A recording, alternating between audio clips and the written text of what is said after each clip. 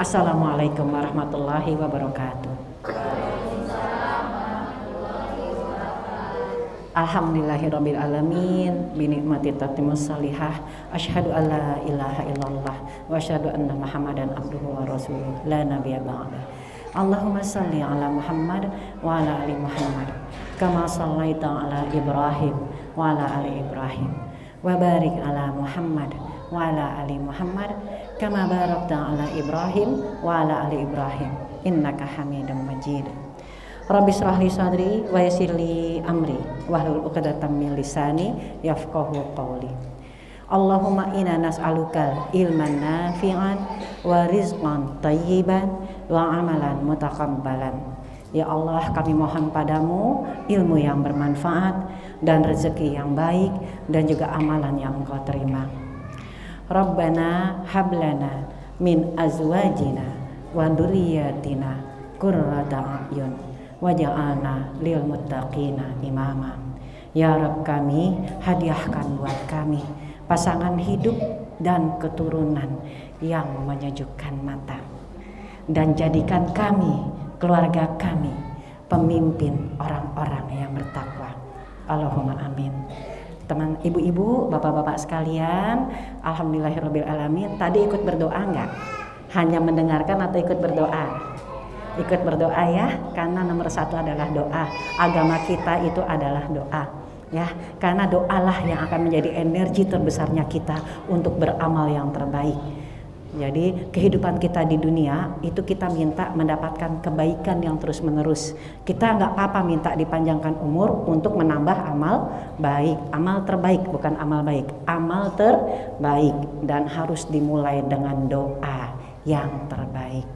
Baik, alhamdulillahirabbil alamin. Wabil khusus saya berterima kasih kepada pertama untuk Mbak Asyirin yang telah menjeburkan saya ke sini. Allah ini salah satu hadiah dari Allah, tidak mengizinkan saya untuk bersantai-santai. Hal ini adalah bulan Muharram ya, ayah bunda semua, bulannya Allah. Setiap bulan padahal miliknya Allah, tapi istimewa banget loh. Nabi kita nih yang tadi kita sebut-sebut, Nabi Muhammad SAW ya, sering kita sebut itu, menyebutkan memberikan gelar untuk bulan ini, bulannya Allah. Udah pula bulannya Allah ini termasuk dari 4 bulan yang istimewa dalam 12 bulan, berarti sepertiga dari 12 bulan, Bu. Islam itu menarik, sepertiga terakhir, sepertiga itu selalu keren. Ya. Nah, ini termasuk bulan haram. Di penghujung bulan haram yang 3 ini adalah bulan Muharram. Kalau dalam kisah yang kita cari, kalau kita mau cari tahu kisah-kisah dalam Al-Quran yang disampaikan oleh Rasulullah SAW ya, itu bulan Muharram adalah bulan hadirnya pertolongan Allah untuk Nabi dan Rasul yang sungguh-sungguh menunjukkan perjuangannya, menegakkan kalimat Allah. Berarti buat kita juga begitu. Perbedaannya kita dengan umat Nabi lain, apa yang Allah wariskan buat Nabi Muhammad SAW menjadi warisan buat kita. Jadi pertolongan yang Allah berikan untuk Nabi Muhammad SAW akan Allah berikan kepada kita. Ya, mukjizat terbesarnya pun juga ya seperti itu. Pun doanya. Nah, alhamdulillahirabbil alamin. Wabil khusus juga saya berterima kasih kemarin keluar rumah kami itu dikunjungi oleh guru TPA. Menariknya guru TPA dari ini apa ya, Masjid Rodotul Alam ya. Ini adalah ada guru laki-laki. Ya Allah Pak, Ustadz Faisal, itu hati saya berbunga-bunga. Karena permasalahan umat sekarang karena sangat sedikit bapak-bapak yang mau meluangkan waktu untuk mengajarkan ilmu agama. Ini permasalahan utamanya kita Pak. Ibu-ibu juga ya gitu. Nah, barokallah untuk keluarga Ustadz Faisal dan istri dan juga adik ya kalau nggak salah ya. Semoga ini membawa keberkahan untuk ibu-ibu yang lain, untuk bapak-bapak lain yang udah mendapatkan tugas masing-masing. Manfaatkan sosok bapak ini. Jadikan Ustadz Faisal adalah bapak ideologis untuk ngajarin agama anak-anak. Ya, biarin aja, repotin aja, nggak apa-apa ya. Dalam Islam juga seorang laki-laki di akhir zaman ada satu hadis mengatakan itu wajib menanggung keselamatan agama 50 perempuan. Bukan nikahin ya Pak, nggak boleh. Ya, kalau nikahin cuma 4 aja ya, ibu-ibu no komen aja pokoknya kalau soal gitu ya. Tapi menanggung keselamatan agama 50 wanita. saking kurangnya kualitas lelaki yang agamanya kuat. Nah, ini istimewa, di masjid ini dipilih karena ada guru TPA yang laki-laki bersama sang istri. Pasti pusing tuh, saya yakin tuh, pasti pusing. Kalau ada masalah yang disalahin adalah Ustadz. ya, alhamdulillah. Dan juga jazakallah khair khusus untuk Ustadz Wayan yang menjadi ketua DKM memberikan kesempatan buat ini, dan ini masya Allah sebenarnya jadi taman ya, taman surga di masjid ini. Baik, saya ingin ayah bunda semua di sini sebelum memulai kajian kita bersama, kajian untuk tadi ya, doanya ingat pertama minta apa? Ilmu yang bermanfaat. Lalu apa? Rezeki yang baik ya. Ya, rizqan thayyiban. Terusnya amalan yang diterima. Itu niatnya kita ya. Luruskan dari yang tadi doanya nggak diaminkan atau cuma lewat doang mendengar saya, diulang lagi ya. Allahumma inna nas'aluka ilman nafi'an wa rizqan thayyiban wa amalan mutaqabbalan. Tolong pikirkan, rezeki yang baik itu apa? Kalau dalam pikiran ibu dan bapak sekarang masih sebatas uang, tambahin, karena minimal ada 8 rezeki yang kita minta. Thayyiban ya, kalau orang mukmin mintanya thayyiban karena halal sudah pasti. Jadi banyak yang halal nggak thayyib, contohnya mie instan ya Pak, kita seneng ya kan. Saya juga gitu ya. Jadi kita mintanya yang levelnya tertinggi, thayyiban, bukan cuman halal, rezeki. Nah, kita ada di sini tentu nggak sekedar mencari rezeki harta, tapi yang lebih penting. Apa bentuknya? Nanti doa selanjutnya. Lalu wa amalan mutaqabbalan. Banyak orang dikasih waktu, banyak orang beramal, tapi amalnya nggak diterima. Ini sebetulnya ini goalnya kita, goalnya para ayah dan goalnya para bunda. Anak-anak di sini semoga saya harus nanti agak lebih, tolong ingatkan kalau pilihan kata saya agak cukup ini ya, karena ternyata ada anak-anak. Sebetulnya saya pengen bongkar permasalahan yang ada, biar kita tersadar kita ada di mana sekarang dan apa yang Allah harapkan kita lakukan. Baik, yang doa kedua adalah doa yang spesifik.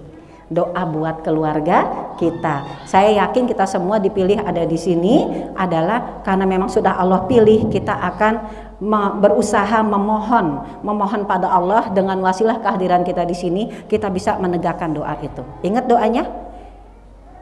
Ini doa para bapak sebetulnya.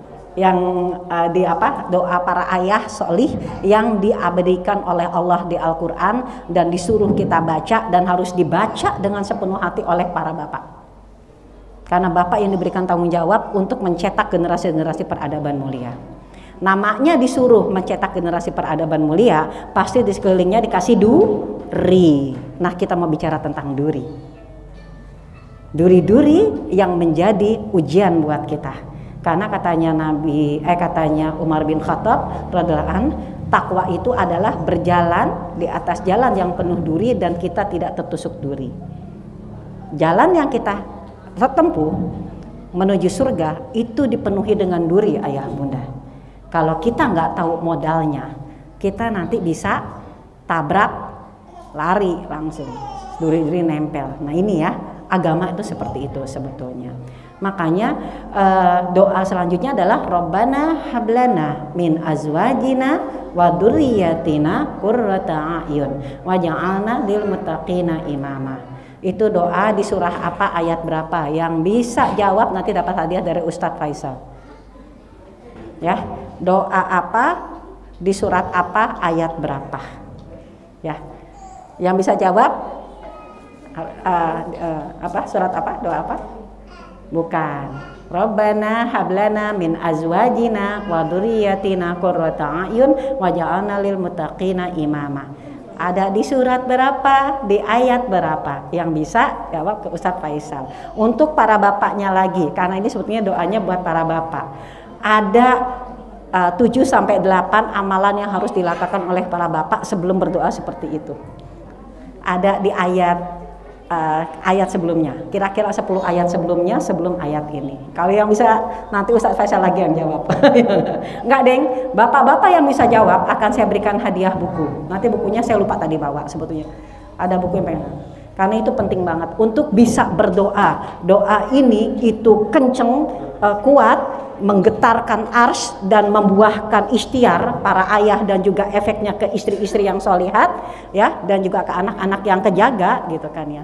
Kejaga bukan berarti nggak kena duri ya Bu, Pak, bukan, cuman bisa tahu cara mengobatinya gitu kan ya. Nah ini Masya Allah, karena dia tahu sebelumnya ada 10 ayat awalnya itu menjelaskan 7 sampai 8 amalan yang wajib dilakukan oleh sang ayah. Oke, untuk menambah keberkahan, tolong ya nanti di akhir tolong ingetin Mbak Asyirin surat apa ayat berapa. Saya ingin kita mendengarkan sang pemberi gelar. Saya mendapat gelar Bunda Bidadari, suami saya mendapat gelar ayah artis dari anak kami. Ya, jadi saya pakai sebagai bentuk syukur saya. Saya silakan untuk Uya, ini putri kami, putri kedua kami. Dia disleksia. Alhamdulillah dia sudah membaca Al-Quran duluan sebelum membaca, bisa membaca. Nah sekarang sedang berjuang untuk mensyukuri nikmat dari Allah dengan disleksia dan lain-lainnya dengan menghafalkan Al-Quran. Mohon doanya, sekarang dia sedang dalam proses hafal 15 juz ya. Dan kita dengarkan ayat yang saya harap ayah bunda mencatat, karena ini akan kita bahas hari ini.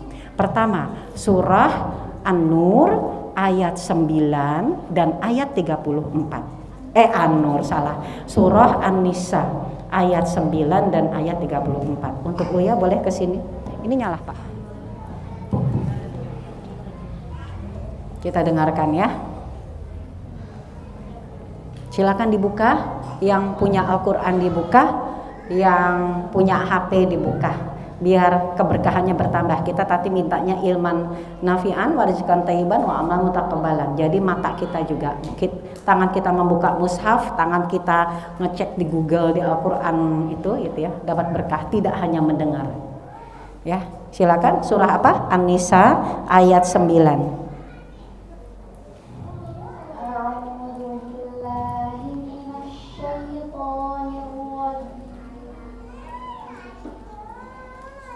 وَلْيَخْشَ الَّذِينَ لَوْ تَرَكُوا مِنْ خَلْفِهِمْ ذُرِّيَّةً ضِعَافًا خَافُوا عَلَيْهِمْ فَلْيَتَّقُوا اللَّهَ وَلْيَقُولُوا قَوْلًا سَدِيدًا. Dan hendaklah takut kepada Allah orang-orang yang sekiranya mereka meninggalkan keturunan yang lemah di belakang mereka, yang mereka khawatir terhadap kesejahteraannya. Oleh sebab itu, hendaklah mereka bertakwa kepada Allah dan hendaklah mereka berbicara dengan tutur kata yang benar. Sekarang ayat 34.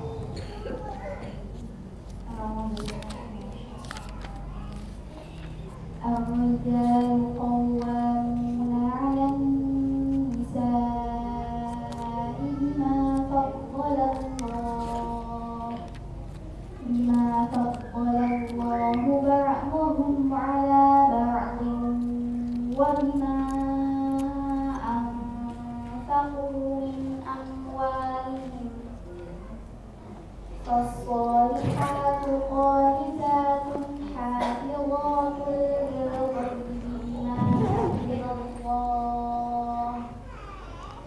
واللاتي تخافون نشوزهن فعظوهن واهجروهن في المضاجع واضربوهن فإن أطعنكم فلا تبغوا عليهن سبيلا إن الله كان عليا كبيرا.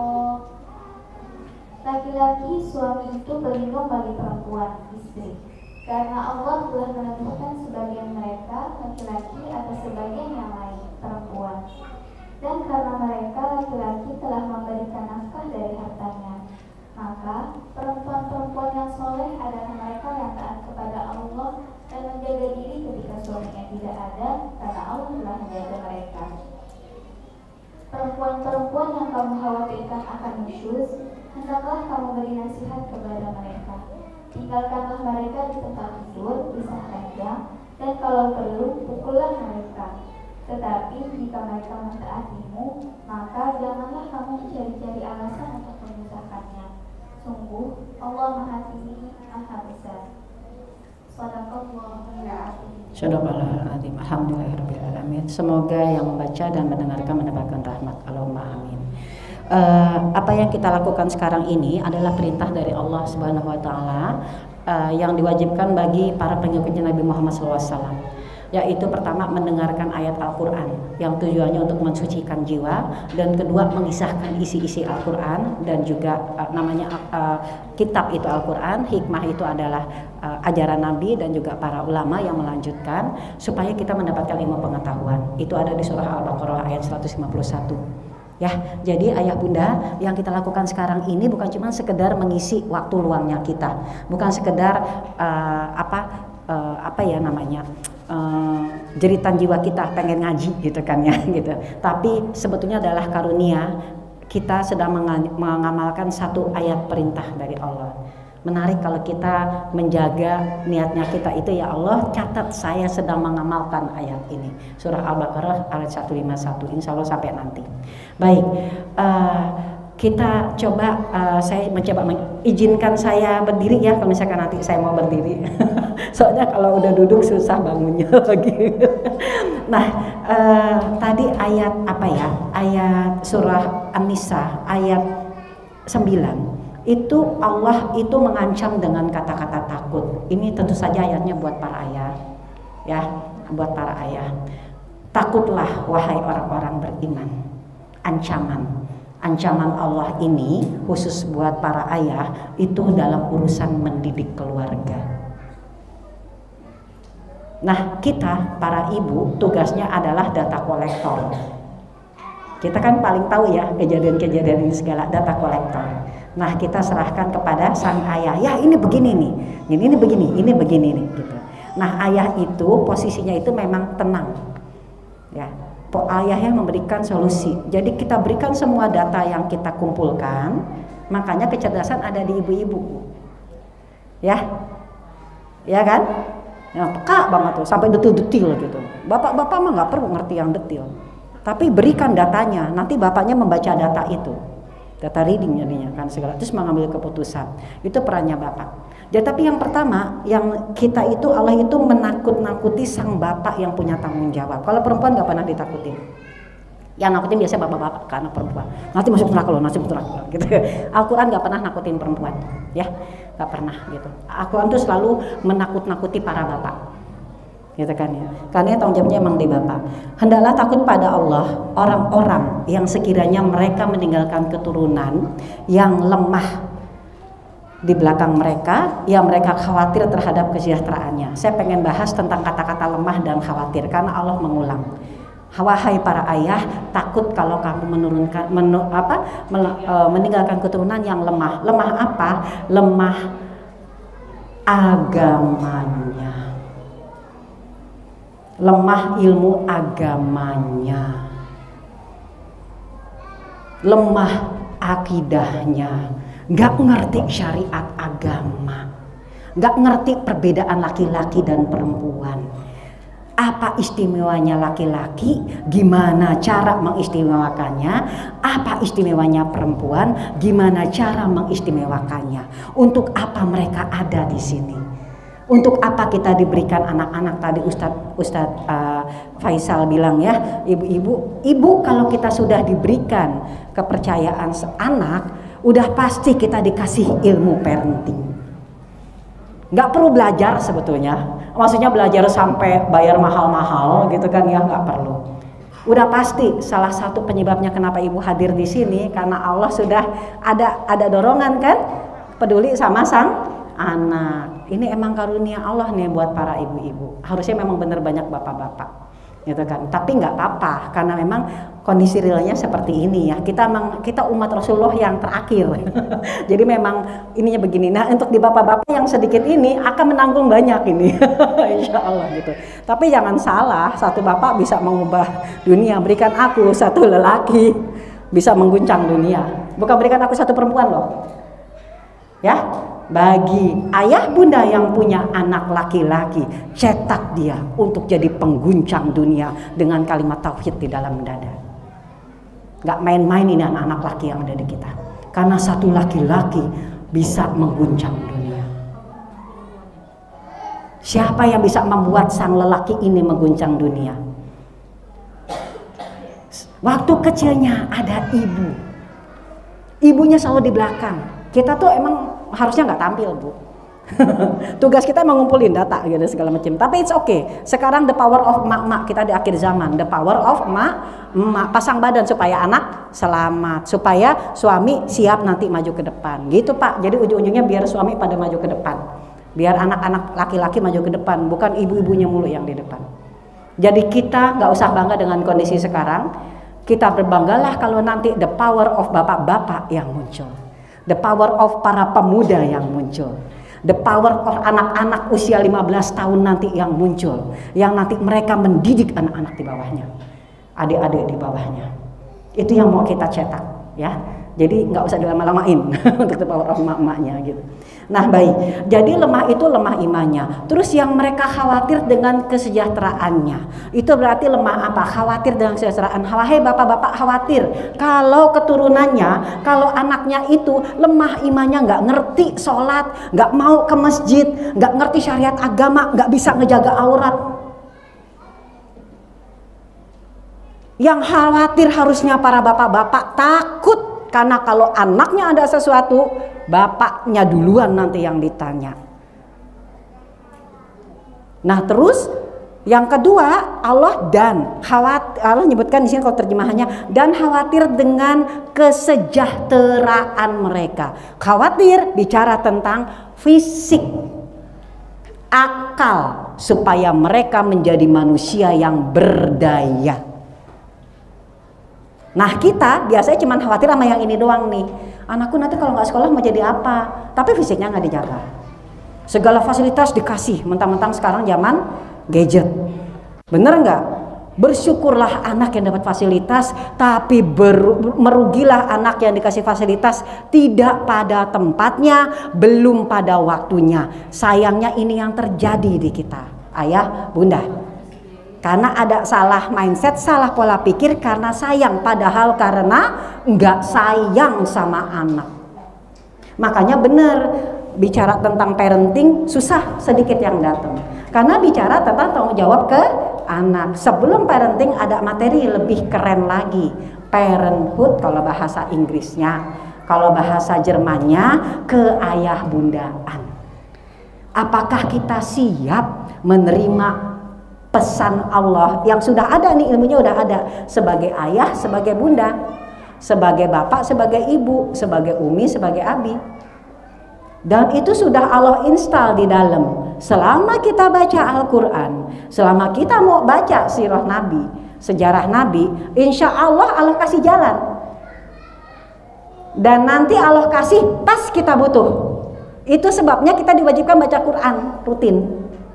Jadi nanti Allah kasihnya pas kita butuh, ngertinya pas kita butuh, bukan ngerti semuanya, terusnya nanti pas prakteknya nggak ngerti gitu ya.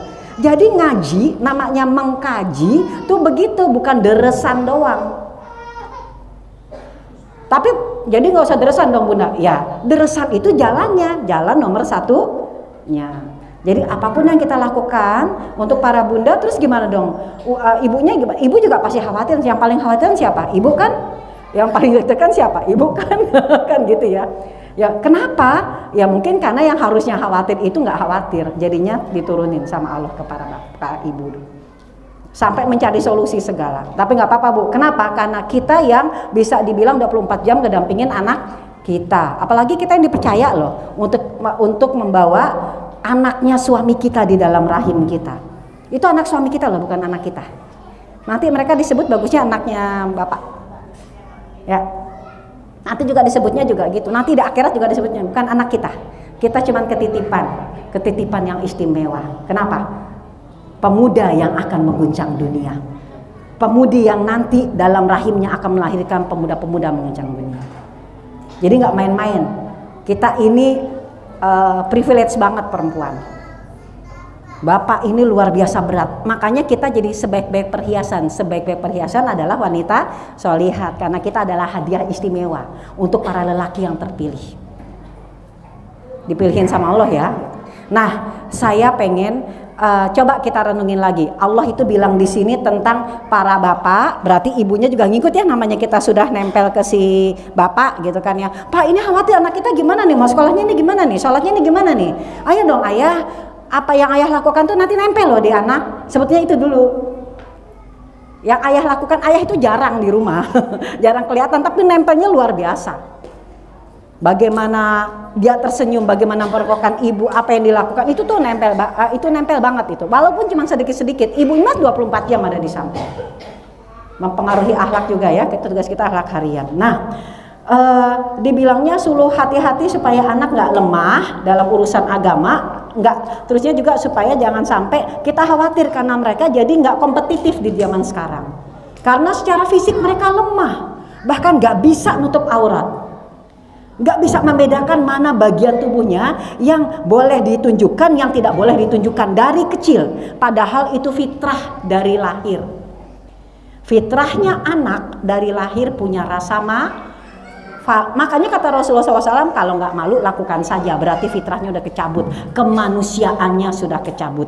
Kemanusiaan ya, bukan keimanan, kemanusiaan. Jadi nggak perlu jadi orang beriman untuk punya rasa malu. Tapi iman kita menolong kita untuk menjaga rasa malu kita di jalan Allah. Ini penting dulu nih soal malu. Karena malu adalah bukti iman. Buat kita, kalau buat orang kafir masih silakan. Nah tadi Bu Anita bilang tentang rasa malu. Kemarin saya kedatangan seorang sahabat saya, istrinya seorang direktur di perusahaanku, suaminya guru komputer di SMK. Saya tanya sama suaminya, Pak, saya pengen tanya permasalahan anak di SMK sekarang apa? Karena saya dulu waktu gadis saya juga ngajar SMK. Nah terus katanya akhlak Bu, akhlak ujung-ujungnya. Kalau soal ilmu anak sekarang lebih pintar daripada guru, ya. Sampai saking nggak punya rasa malu anak-anak SMA ya, SMK, suka sama gurunya terang-terangan, jadi nggak punya rasa malu, ya kan? Gurunya cantik, gurunya ganteng, gurunya cantik kan gitu kan ya? Kenapa? Kesenangan nonton film drakor sama film Hollywood kan? Guru juga ditabrak gitu kan ya, gitu. Cakep-cakep gitu segala. Itu anak-anak sekarang Bu, pasti nggak, kebanyakan nggak ngomong sama orang tua. Kalau sama orang tua mau baik aja, biasanya sama guru. Saya juga jadi guru, jadi saya banyak dapat cerita. Guru ngaji saya ya, guru TPA. Itu saya banyakkan ngobrolnya sama anak-anak, biar mereka ngorek. Jadi saya bisa ngasih sedikit-sedikit ke orang tua. Dia nggak mungkin cerita sama orang tua udah pusing. Nah, jadilah orang tua yang enak dijadikan teman ngobrol. Sampai anak cerita semua yang jelek-jeleknya. Kalau kita kan pengen dengerin baik-baiknya aja. Nanti diceritain jelek-jeleknya, ininya itu lagi. Padahal kita dapur, namanya dapur tahu sendiri ya Bu, isinya apa? Jangan kita cuma dapat suguhan yang baik aja. Kita dapur di rumah, yang luar mesti dapat suguhan yang baik aja.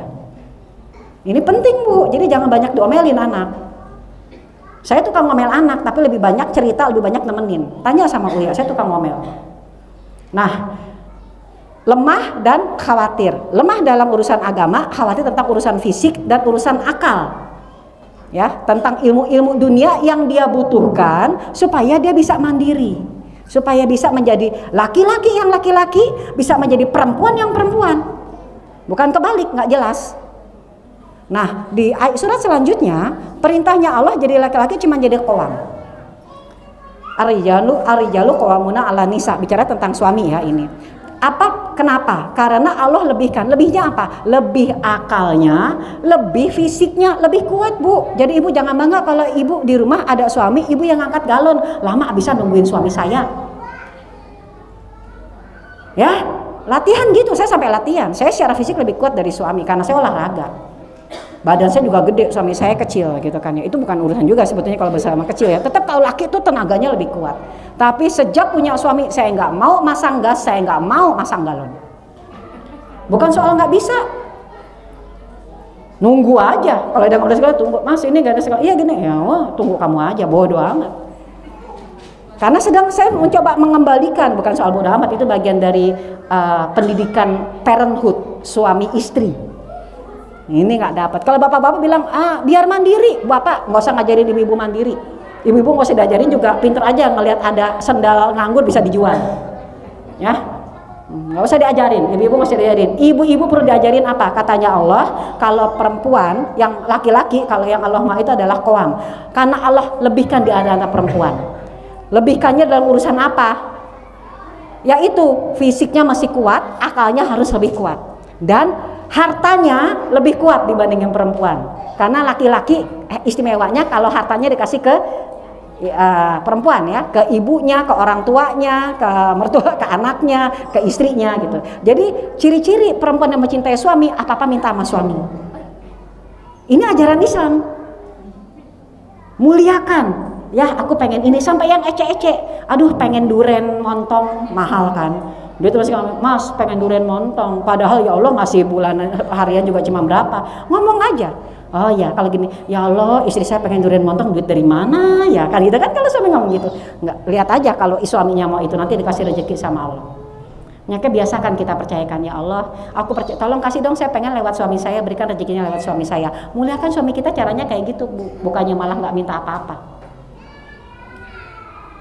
Ini yang hilang nih dalam ininya kita, ya, yang hilang dari ini kita dianggap sih. Jadi qanaah itu artinya bukan kurang, Bu. Sebetulnya zuhud itu artinya kaya, dalam kekayaan, dalam keberlimpahan. Dan kita angkat derajatnya, karena langit Allah itu luas. Langit Allah itu luas, rezeki Allah luas, masa dapatnya cuma setetes doang? Buka, minta, ya Allah engkau titipkan saya begini. Bapak juga, wah tegang banget kan? Ya karena uangnya bulan itu kaget. Ya Allah istri saya minta kayak begini, repot amat ini istri saya. Cuman ya Allah tolong dong, kan saya ketitipan istri dari engkau. Nah ini menarik nih, ajaran tentang lelaki yang kuat, karena dia jadi nggak lemah gara-gara permintaan istri yang dianggap durian montong gitu, ngapain juga gitu kan. Saya juga mikir, ya Allah beri durian harganya segitu, mendingan uangnya buat ini. Tapi nggak apa-apa, mintanya sama suami, kan uang suami. Kayak gitu ya. Oke. Nah, permintaan Allah adalah lelaki yang qawam, yang dengan dada, dengan bahu, dengan dada, nih dadaku, kamu minta apa? Nanti saya kasih, minta sama Allah, kayak gitu. Kita ajarin anak laki-laki juga kayak gitu juga. Latihan pelan-pelan dengan suami. Jangan ujuk-ujuk ya, kasihan suami juga gitu kan ya. Suami kan juga belum, mungkin sebagai misal suami tidak terlatih. Jadi itu namanya latihan, karena mental itu kan juga latihan. Sama nanti kita bahas, ini adalah tentang ini mental, latihan mental. Nah, balik kalau untuk perempuan apa? 3 cuman gelar yang diminta sama Allah. Salihat, qanitat, hafizat. Salihat itu beramal yang terbaik karena ilmu agama. Makanya pintu surga kita bukan soal kita S1, S2, S3, S4, S5, S2, 6, Bu. Surga pintu kita itu cuman amalan wajib yang gak perlu orang lain tahu. Sholat 5 waktu, saum di bulan Ramadan, nggak lenje sama laki-laki lain, taat sama suami. Yang keempat, syarat dan ketentuan berlaku. 1, 2, 3 nggak ada syarat sama sekali karena iman. Nah kita fokusnya sama yang keempat, padahal 1, 2, 3-nya belum kejaga. Tugasnya para suami ngejaga ini. Makanya saya punya teman di Hebat Community gitu ya, itu yang ngomong begini, suaminya Ustadz, istrinya nggak dengar, istri saya selama dia sudah sholat 5 waktu dengan jaga waktu, nggak telat, dia saum di bulan Ramadan, cukup buat saya, dia nggak macem-macem. Saya tuh kekurangan dia saya ini kan. Itu istrinya berbunga-bunga ngedengar suaminya ngomong kayak gitu, lagi nasehatin orang lain. Suaminya Ustadz. Jadi istrinya langsung cerita, itu si Pak ini, suami disebut namanya Pak Nas, suaminya. Pak Nas itu cerita waktu lagi ada suami istri lagi pada curhat, suaminya mungkin curhat, istri saya begini segala macam gitu ya. Nggak taunya Ustadz ini cerita, saya selama istri saya sudah sholat 5 waktu nggak dikejar-kejar, ya. Terusnya dicek bacaan sholatnya gitu kan ya, terusnya itu semua kata, dan dia juga saum di bulan Ramadan, dia juga jaga, dia itu juga berarti kalau namanya dia jaga kan dia jaga hubungan sama laki-laki lain pasti ya, itu cukup buat saya, aman buat saya, nanti saya bisa ngelapor ke Allah, yang lainnya saya tutup mata. Seorang lelaki yang luar biasa ya, nggak ngomong sama istrinya tapi istrinya nguping, kedengeran. Ini penting banget nih Pak yang kayak begini. Jadi tugasnya para ayah adalah mengecek apakah istrinya sholatnya udah benar. Tapi kalau ayahnya sholatnya nggak benar, berarti ayah sholat mesti belajar juga ya. Kita nggak apa-apa ngasih tauin gitu kan. Terus ke anak-anaknya juga. Nah permasalahannya adalah itu. Apa yang terjadi zaman sekarang? Permintaan Allah seperti itu, peringatan Allah seperti itu. Berarti kalau namanya peringatan ada masalahnya. Kenapa ayah bunda ada di sini? Ini parenting series. Parenting itu apa bedanya parenting dengan parenthood? Kita ngomong bahasa Sunda ya. Ini parenting sama parenthood ya. Parenting itu adalah ilmu tentang mendidik anak. Karena kita berasa punya anak tapi nggak dibekalin ilmunya. Iya nggak? Iya nggak?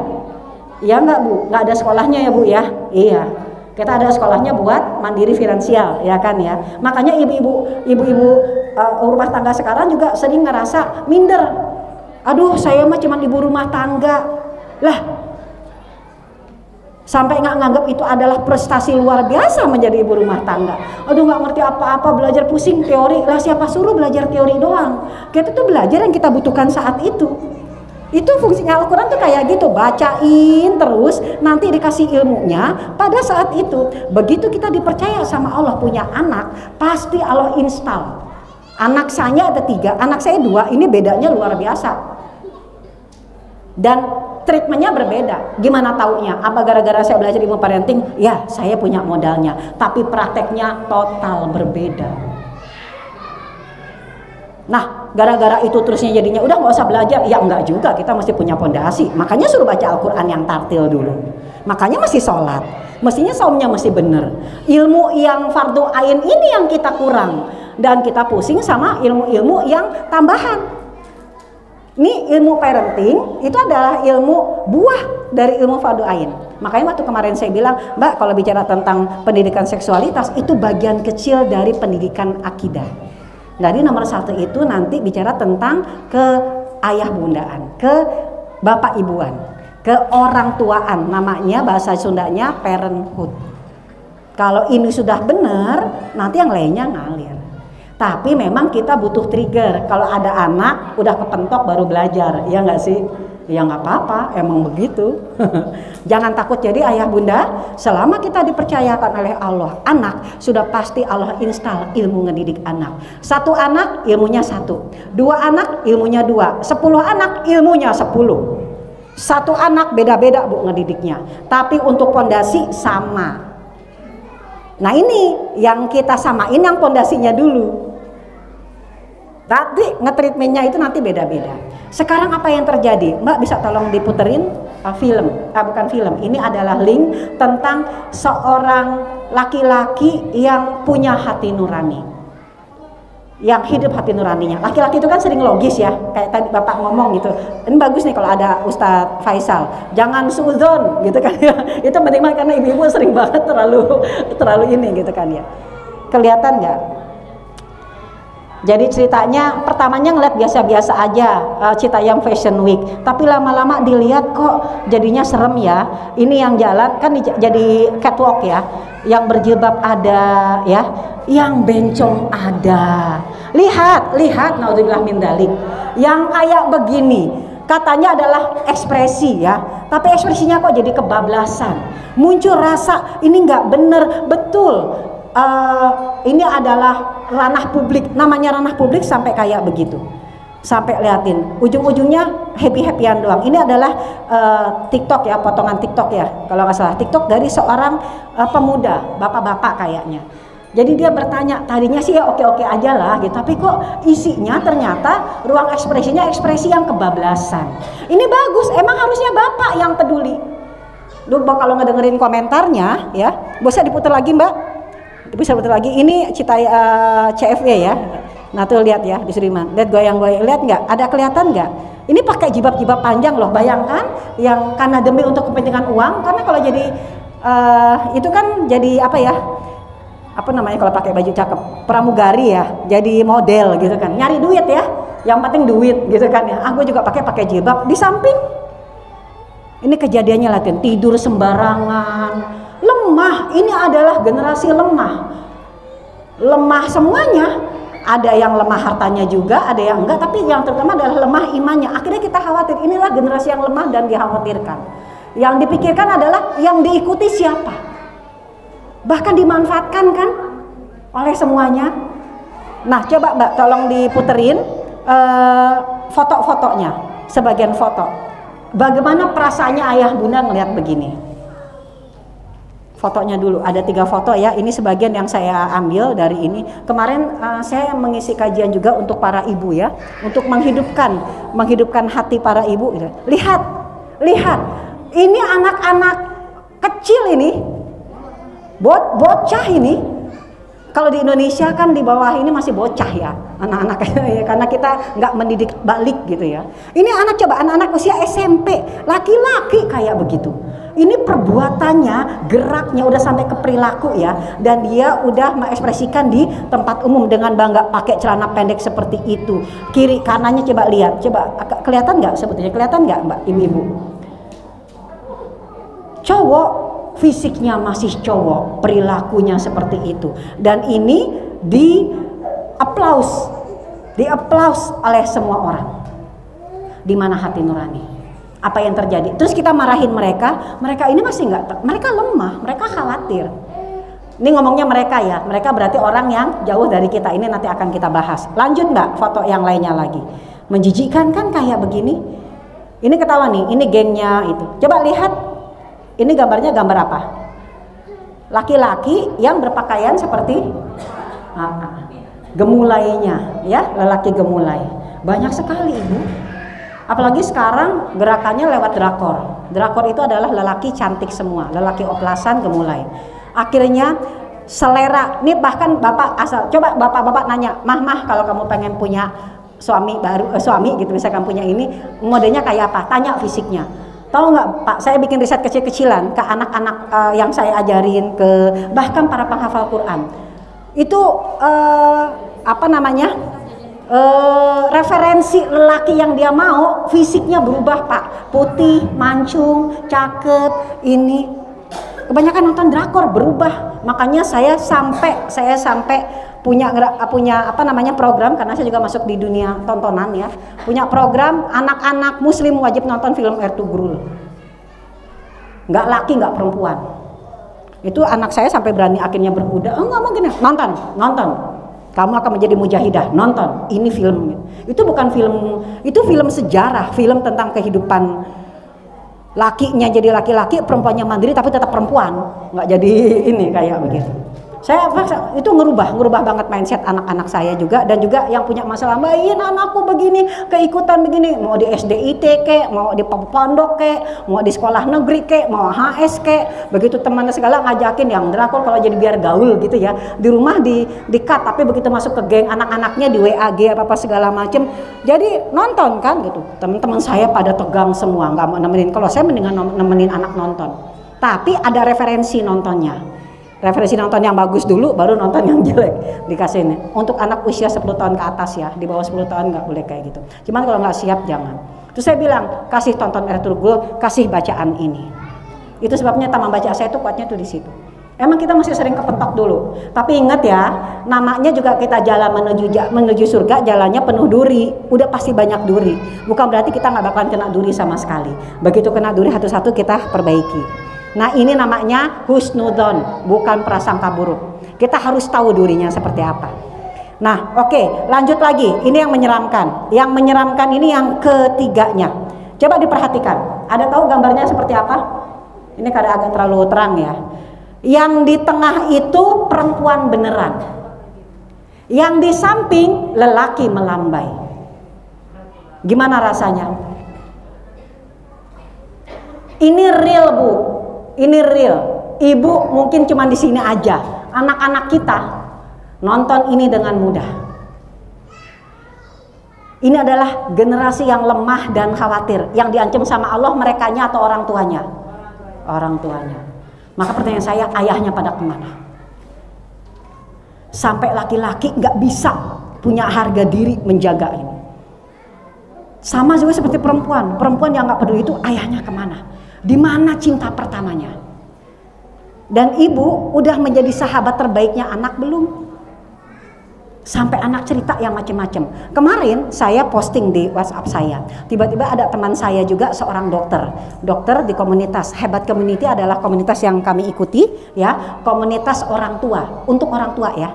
Jadi biar kita bisa lebihin orang tua. Kalau emang mau masuk silakan, itu for free kok. Belajar bagaimana menjadi orang tua dengan segala macam permasalahan yang ada. Ini kan realita. Di atas realita kita tetap menegakkan nilai agama, kan gitu kan sebetulnya.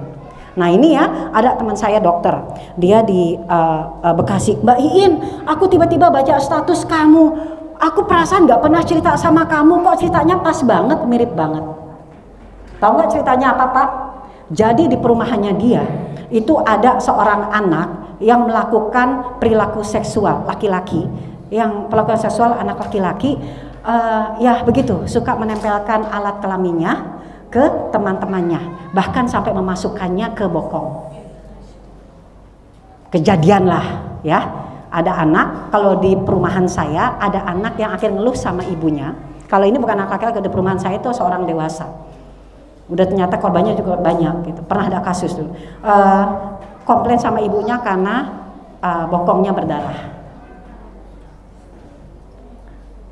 This is real case. Ini benar, dan ternyata yang dulu terjadi lagi, sekarang juga terjadi. Nah, singkat cerita nih, di teman saya yang dokter ini cerita, iya Mbak, di perumahanku itu kejadian. Anaknya mah aman, anaknya sekolah juga. Nah ini apa sih kejadian ke seorang anak tetangga. Nah terusnya anak yang pas dicek-cek, siapa yang ngajarin kamu seperti ini? Si A. Nah A ini ternyata ujungnya di A semua, masih SD, umur kelas 3 SD, umur 8 tahun. Nah ibu ini kan stres ya, ibu ini stres kan, anaknya langsung dikekep dong, anaknya 8 tahun, aku diajarin sama ini, nalarnya belum nyampe itu anak laki-laki. Ibunya itu stres, tetangganya teman saya ini. Nah terusnya dia bilang didiemin lah, ya udahlah gitu lah, karena khawatir. Berlanjut katanya kemarin ada kasus yang sama.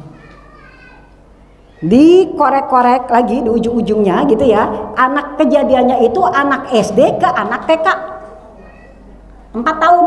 Yang nemuin itu ibunya yang punya anak TK usia 4 tahun. Kamu dari siapa? Ngelihat si emas ini. Dikorek-korek lagi. Nah anaknya ada lagi kasus lagi di keluarga lain lagi, anaknya usia 6 tahun nempel-nempelin ke adiknya usia 2 tahun. Bayangin nggak Bu, bagaimana nggak tegang itu orang tua. Terus dikorek, enggak, aku makanya bingung, aku nggak pernah cerita sama Mbak Iin, kok ada kasus sama. Terus kalau di Mbak gimana ceritanya? Dia cerita lagi, katanya dia ngeliat atau dia digituin, pesannya satu, nanti kerjain ya ke teman kamu. Nih gini sini ya, dikasih tunjuk, nih enak loh kalau gini, nanti kerjain ya ke teman kamu. Ternyata pesannya itu Pak. Saya sedih, 10 tahun yang lalu saya ikut penelitian ya tentang upaya gerakan LGBT. Itu mereka udah masuk ke usia SMP.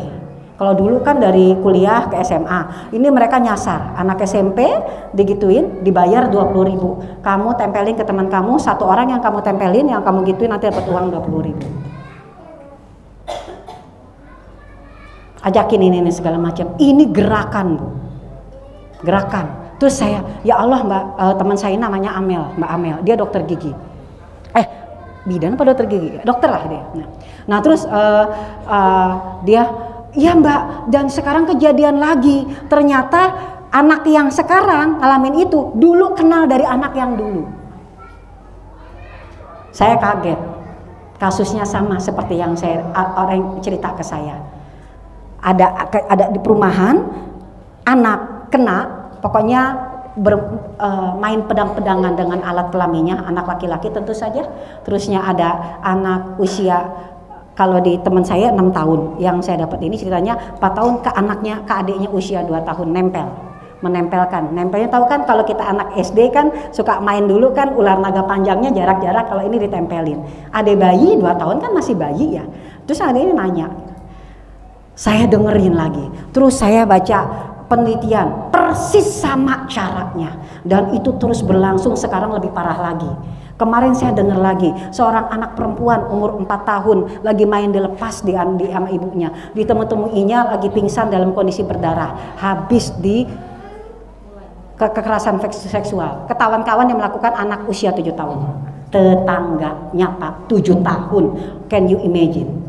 Kisah lagi yang menyeramkan ini dari kalangan para dokter. Seorang anak 8 tahun di hitan.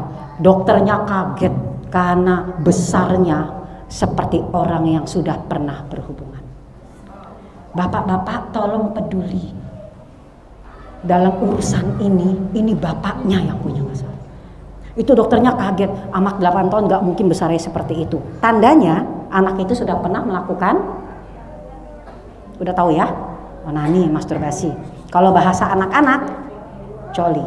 Maaf nih, saya harus tahu, harus memberitahukan supaya ibu-ibu pada tahu. Saya begitu datang ke guru saya, ke dokter kulit anak saya, dokter Inong, pada tahu, dokter Inong masih tahu. Ibu hati-hati, bahkan pondok-pondok pun nggak aman kalau anaknya nggak dijaga dari rumah. Tapi amannya pondok kalau ketahuan anaknya dikeluarin. Tetap untuk lebih aman. Anaknya dikeluarin, gitu kan ya. Jadi lebih aman, gitu kan. Kalau di luar kan nggak ketahuan. Kalau nggak ada yang ngejagain. Kita butuh satu negara buat ngedidik anak satu kita. Jadi bukan cuma masalah itu anak orang, ini mereka, bukan mereka, itu anak kita. Mereka akan bekerja sama dengan anak-anak kita nanti. Mereka akan membangun negeri ini. Bayangin negeri apa yang akan mereka bangun kalau kayak gitu kelakuannya. Sampai jalannya saja bukan jalan laki-laki. Yang perempuan jalannya bukan jalan perempuan. Saya banget ya. Hatinya bukan hati laki-laki, hatinya bukan hati perempuan. Akalnya bukan akal laki-laki, akalnya bukan akal perempuan. Ada apa yang salah dengan kita? Nah, emang kita perlu bertobat ibu-ibu. Bukan cuma tobatin kondisi di rumah kita, tapi kondisi keseluruhannya. Apa yang kita lakukan di rumah kita itu adalah setetes kebaikan buat umat ibu, bapak. Semampu kita lakukan, termasuk ini dilakukan oleh DKM semua di sini ya. Ayo sadarlah, kita hidup di akhir zaman. Semua ujian dari zaman Nabi Adam sampai Nabi Isa, sama Allah itu dipek-keteplek di sini. Kalau mereka di zamannya mereka semua langsung dihukum sama Allah habis-bis. Zaman Rasulullah enggak, sampai kiamat ditunggu. Terus modal kita apa? Bentengi anak kita dengan akidah dan syariat agama. Syariat agama bukan yang cuma sekedar pakai jilbab, nggak usah ngeributin yang kata jilbab. Kita belum pakai jilbab sebetulnya. Saya pun belum pakai jilbab. Ini masih kerudung. Mau kerudung pendek, kerudung panjang, ini masih kerudung. Jadi nggak usah ini banget gitu, yang kayak gitu. Yang penting berkerudung, gitu kan ya ini dulu. Tapi alasannya itu karena apa? Tapi lebih ke fardu ainnya. Baca Qur'annya gimana? Sholatnya gimana? Sholatnya gimana? Makanannya halal apa enggak? Dan apa yang makanan itu soal halal apa enggak, urusannya bukan cuma makanan yang dimakan, tapi makanan otak. Apa makanan otak? Makanan mata apa? Makanan mata apa? Makanan otak apa?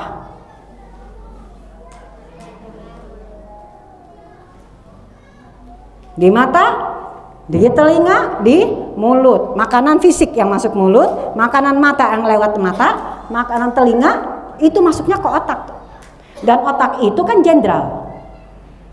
Otak itu pengumpul data. Nah, dari data yang ada diolah, keluarlah nanti dengan sikap. Nah, insya Allah kalau kajian kita, saya berharap kajian ini nggak boleh sekali-sekali, karena saya akan berikan training games untuk selanjutnya. Ngecek diri kita sendiri dulu gimana, gitu kan ya. Nanti pelan-pelan ke anak kita. Kalau ibu-ibu sama bapak-bapak bersedia, harus bersedia demi anak-anak kita. Kondisinya udah nggak enak.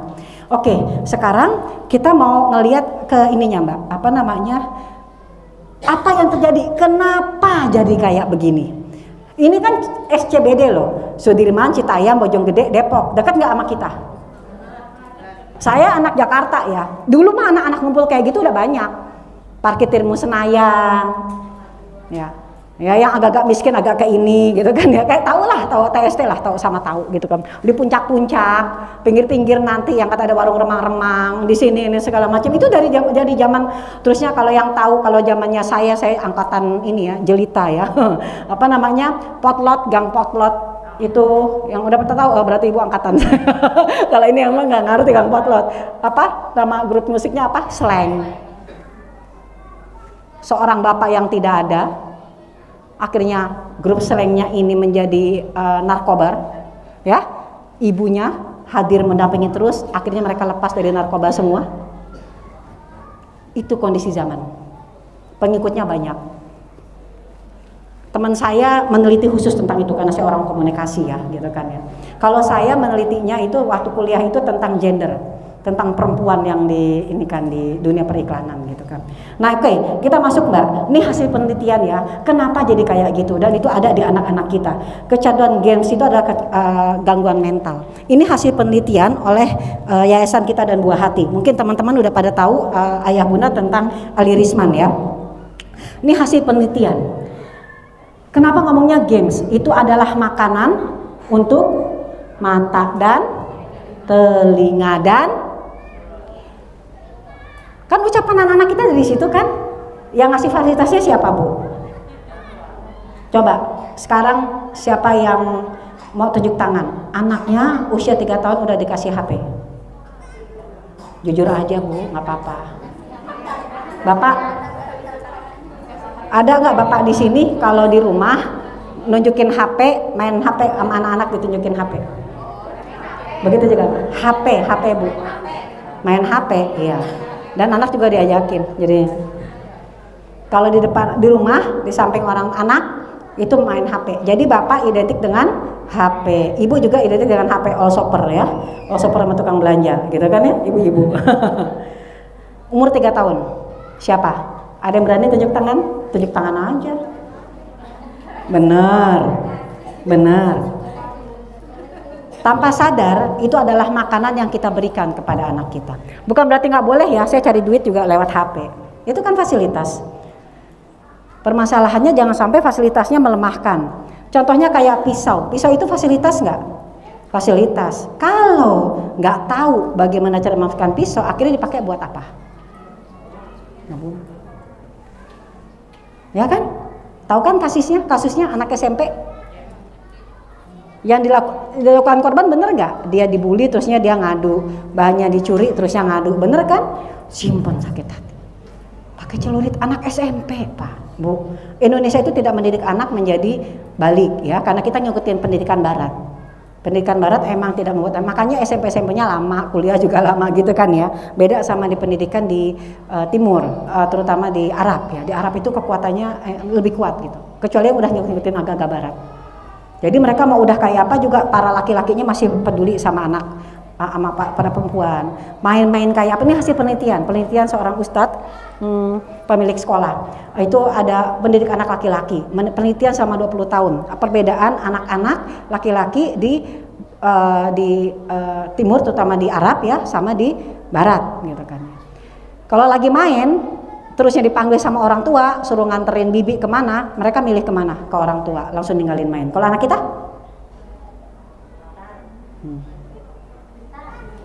Itu usia udah gede, dari kecil sampai gede. Nomor 1 adalah keluarga. Milih diajakin jalan sama temen atau acara arisan keluarga. Kalau anak kita? Kalau di sana enggak. Itu anterin tuh sepupu kamu tuh gini segala. Kayak gitu kalau di sana gitu. Itu masih kuat kok. Selama masih menegakkan nilai-nilai budayanya sama agamanya. Islam tuh ngajarinnya kayak gitu. Keluarga nomor 1. Ayah keluarga nomor 1. Betulin dulu keluarganya. Nah, kecanduan games itu adalah gangguan mental. Namanya gangguan mental itu bisa disembuhin, Bu. Obatnya Al-Quran sebagai asyifa. Masalahnya kita tidak melakukan Al-Quran sebagai asyifa. Kita baru sebatas sebagai bacaan. Bahkan cuma jadi bahan buat deresan. Saya nggak anti deresan, malah itu malah wajib. Arti tadarusan itu adalah tadarus, membaca Al-Quran dibahas. Begitu nih, kayak gini nih sebetulnya, cuma harusnya satu-satu dibaca ayatnya kan kayak begitu. Nah itu harus dihidupkan oleh para ayah seharusnya di rumah. Selain juga kalau kita kan ibu-ibu di pengajian, di rumah di sedikit-sedikit itu dibikin supaya berkahnya dapat di rumah. Walaupun cuma sedikit, sehari cuma 5 menit, pagi-pagi atau malam-malam. Harus ada bapak, ibu atau anak yang udah jago baca Quran, suruh baca. Bapaknya belum bisa baca Quran nggak apa-apa, bapaknya baca terjemahan, kan nggak mungkin bacanya nggak bisa baca Indonesia. Karena itu pesan yang keduanya, suruh menceritakan isi Al-Quran dan isi hadis. Mungkin anak lebih jago baca Quran, Pak, ya nggak? Karena dia belajar segala macam. Tapi dia nggak ngerti, tetap butuh otaknya bapak, butuh otaknya ibu untuk ngejelasin. Nah itu, jadi nggak usah gara-gara kita nggak bisa, belum bisa ngaji, terusnya jadi nggak ada tadarusan, nggak ada kajian. Lanjut, Mbak. Ternyata hasil penelitian di orang tua, 38-52% orang tua memberikan gadget ke tangan anaknya di usia batita dan balita. Memberikan gadget ke tangan pasti pernah. Siapa yang enggak? Di usia batita dan balita. Di luar negeri anak umur segitu yang benar pendidikannya nggak bakal dikasih. Mereka itu pencipta gadget, mereka tahu gimana cara makainya. Di sana pun kepemilikan gadget itu manusia dianggap itu dewasa usia 18 tahun. Jadi 18 tahun di luar negeri aja anak-anak masih diantar jemput sama orang tuanya, Pak. Wajib. Anak-anak masih antar jemput, mau bapak ibunya kerja juga, karena dianggap masih anak kecil. Karena emang mereka bukan generasi balik. Begitu 14 tahun bebas, mau milih agama apapun bebas. Kemarin anak saya 14 tahun memutkinkan Al-Quran di Purworejo selama setahun, ketemu sama mu'alaf bule orang Prancis. Dia dari 14 tahun suka agama Islam, dia mempersiapkan diri 14 tahun suka agama Islam karena otaknya udah keasah ya kan ya. Tapi dia nunggu 18 tahun aturannya kan untuk jadi orang beragama Islam. 18 tahun bilang aku mau Islam ya. Orang tuanya nggak bisa ini kan karena itu dilindungi oleh undang-undang. Nah, salah satu kelebihannya mereka begitu. Orang tua tetap mendukung ini segala. Udah, dan kemarin itu dia belajar ngafalin Quran, minta izin sama ibunya, tetap minta izin sama ibunya. Uangnya dari mana? Sendiri. Dari 18 tahun dia ngumpulin. Dari 14 tahun dia kerja-kerja sampingan ya. Kalau sekarang levelnya dia sekolahnya SMK. Saya nanya sama anak saya yang 14 tahun. Itu gimana caranya si Ronan ngumpulin uang? Dia modal 20 juta Bunda buat ke Jakarta, ke Indonesia. Terus dengan aku pengen hafalan Quran. Tahu nggak bacaan Qurannya lebih bagus daripada anak saya. Jadi ibu-ibu yang pengen punya ini bule ya, pilih bule, terutama bule Eropa. Bule Eropa kalau masuk Islam bacaan Qurannya lebih bagus daripada kita karena mereka belajar langsung sama syekh. Nggak main-main. Lebih bagus daripada kita. Kalau kita kan bacanya nggak tahu juga gurunya kita benar apa enggak kan gitu kan ya. Makanya nggak resep banget gitu kan ya. Paling cuma menikmati suara doang, bukan menikmati ayatnya gitu kan ya. Nah, ini yang perlu kita perbaiki. Kenikmatan kita dalam menikmati Al-Quran ngefek nanti ke kesolehan anak-anak. Bukan berarti gara-gara kita soleh anak soleh ya nggak ngefek. Itu sebetulnya nggak juga. Tapi ngefek sama seperti anak juga itu tuh ngefek ke kita. Jadi ayolah kita berikan yang bisa kita berikan kontribusi kita ke anak ya. Nggak usah ribet. Saya mesti jadi anak, yuk orang tua yang mesti jadi bisa ngedidik anak. Saya nggak bisa ngedidik anak. Ya udah didik diri sendiri aja. Kalau udah ngedidik diri sendiri dengan sendirinya anaknya ke bawah. Anak saya suka tahajud apa disuruh tahajud? Enggak. Bapaknya tahajud sendirian. Suami saya enggak suka ngajak-ngajak ibadah bareng, jadi sendiri. Ya udah gitu. Setiap dia sholat tahajud di samping rumah. Ini salah satu caranya ya, Bu. Bapak-bapak yang hidup dalam dunianya. Cari kebaikan-kebaikannya ayah, karena ayah pasti punya kebaikan, nggak mungkin enggak. Tempelin anak pada saat berbuat baik. Tempelin. Itu tahu nggak percaya, anak gak usah diajarin langsung ngerjain. Anak-anak saya suka tahajud karena ngeliat ayahnya. Ayahnya tuh biasanya juga sholat witir. Akhirnya mereka waktu kecil biasa witir. Begitu sudah gede, udah masuk hawa nafsu kan, mereka udah milih sendiri mau ngikutin apa enggak. Jangan bangga kalau anak kita waktu kecilnya kelihatannya oke, karena dia lagi nyerep. Lihat aslinya dia begitu dia balik. Karena pada saat balik syahwatnya sudah sempurna. Tanya sama anak saya, Simi, Uya beda nggak? Bedanya dulu, kok kamu sekarang beda sholat tahajud waktu lagi kamu belum balik sama sekarang? Iya Bunda, setelah balik ternyata ujiannya luar biasa. Sebelum balik mah tancep aja kalau contohnya bagus gitu kan. Jadi perjuangan kita itu minimal 14 tahun Bu. Menjadi orang tua berapa tahun sih? Coba saya mau tanya Ibu. Mendidik anak itu butuh berapa tahun? Kewajiban kita mendidik anak seumur hidup. Bapak, menurut Bapak ngedidik anak itu sampai berapa tahun optimalnya? Berapa Pak? Berapa? Pak Gilang, berapa Pak? Hah? Ngedidik anak. Kewajiban kita orang tua ngedidik anak itu sampai anak usia berapa tahun? Kenapa? Selama hidup. Ada benernya tapi ada yang kurang tepat. 40 tahun Bu. Dalam Islam dibilangin. Jadi nggak selesai. Sampai 40 tahun. Setelah 40 tahun udah menetap tuh kebiasaan. Jadi kita masih bisa memberikan kontribusi bener-bener ke anak-anak untuk sampai kalau udah 40 tahun kata ulama itu kebiasaannya sudah menetap. Jadi bisa nggak ada perubahan? Sangat bisa. Sangat bisa. Ya, nah dikorek kebaikan-kebaikan selama di bawah 40 tahun. Jadi ibu sama bapak punya kesempatan, fasilitas waktu untuk memberikan kontribusi kebaikan kepada anak kita semaksimal mungkin sampai anaknya usia 40 tahun. Harusnya kalau jalur pendidikan yang benernya ya itu usia balik 14 tahun dia sudah nentuin mau jadi apa. Sekarang saya ngeliat udah banyak anak-anak kayak anak saya 14 tahun menentuin mau apa. Anak ayahnya mau apa, ayahnya pengen dia bekerja, dia pengen jadi ulama, dia ngotot minta sama ayahnya, saya pengen jadi ulama, berikan kesempatan sekolah SMA dulu, setelah itu nanti saya begini. 14 tahun Bu dia berjuang. Berarti secara akil dia sudah cukup berhasil. Apakah terusnya berarti aman-aman aja? Enggak Pak, anak saya pernah kecanduan games, punya hafalan 5 juz 4 bulan dia dikenalin FF sama temennya, karena kata temennya lo pengen cari duit pakai games ya. Saya baru kasih dia HP untuk modal kerja online karena dia harus tetap sekolah gitu kan ya. Udah punya 5 juz, saya pikir kejaga, udah biasa tahajud, ternyata Pak jebol. Tahu, saya memperbaiki diri sebagai ibu yang tersadar karena saya yang ngerti ilmunya gitu kan ya. Itu 2 tahun saya akhirnya melepaskan ininya, saya tahu itu berat banget emang melepaskan target-target rencana-rencana hidupnya saya, artinya pribadi gitu ya, dakwah. 2 tahun Bu Pak untuk merangkul hatinya lagi. Jadi waktu dia umur 14 tahun kemarin dibilang berikan kesempatan Simi hafal Quran aja, nggak mau yang lain, nggak mau kerja, nggak mau yang apa. Setahun setelah itu kalau kerja Simi tinggal mencoba murojaahnya gitu kan. Dia tahu, dia udah menilai nggak bisa ngafalin Quran sambil kerja. Hebat kita kan, kita ngafalin Quran, ngaji segala macam sambil kerja segala macam. Jadi istri kan beratnya luar biasa ya, ngurusin anaknya mertua, ya kan. Dan kita harus taat selama tidak melanggar syariat agama. Nah terus juga ngurusin anaknya suami pula, yang dengan segala macam. Ini penting. Ya, jadi karena itu nanti kita, ya Allah saya sudah mengerjakan tugas saya sebagai sebaik-baik perhiasan di muka bumi. Saya bantu suami saya mendidik anaknya. Kalau kita menjadi amalan pribadi kita Bu, saya tahu ini jadi amalan pribadi saya, bukan gara-gara saya anak saya bagus. Emang Allah senang aja sama saya. Tapi nanti yang ditanya adalah ayahnya. Apakah kalau udah saya kerjain terusnya ayahnya berarti lepas dari tanggung jawab? Nanti di akhirat ditanya. Nah ini ingetin para ayah. Walaupun bundanya yang rajin belajar parenting segala macam, tanggung jawabnya adalah di ayah, gitu ya.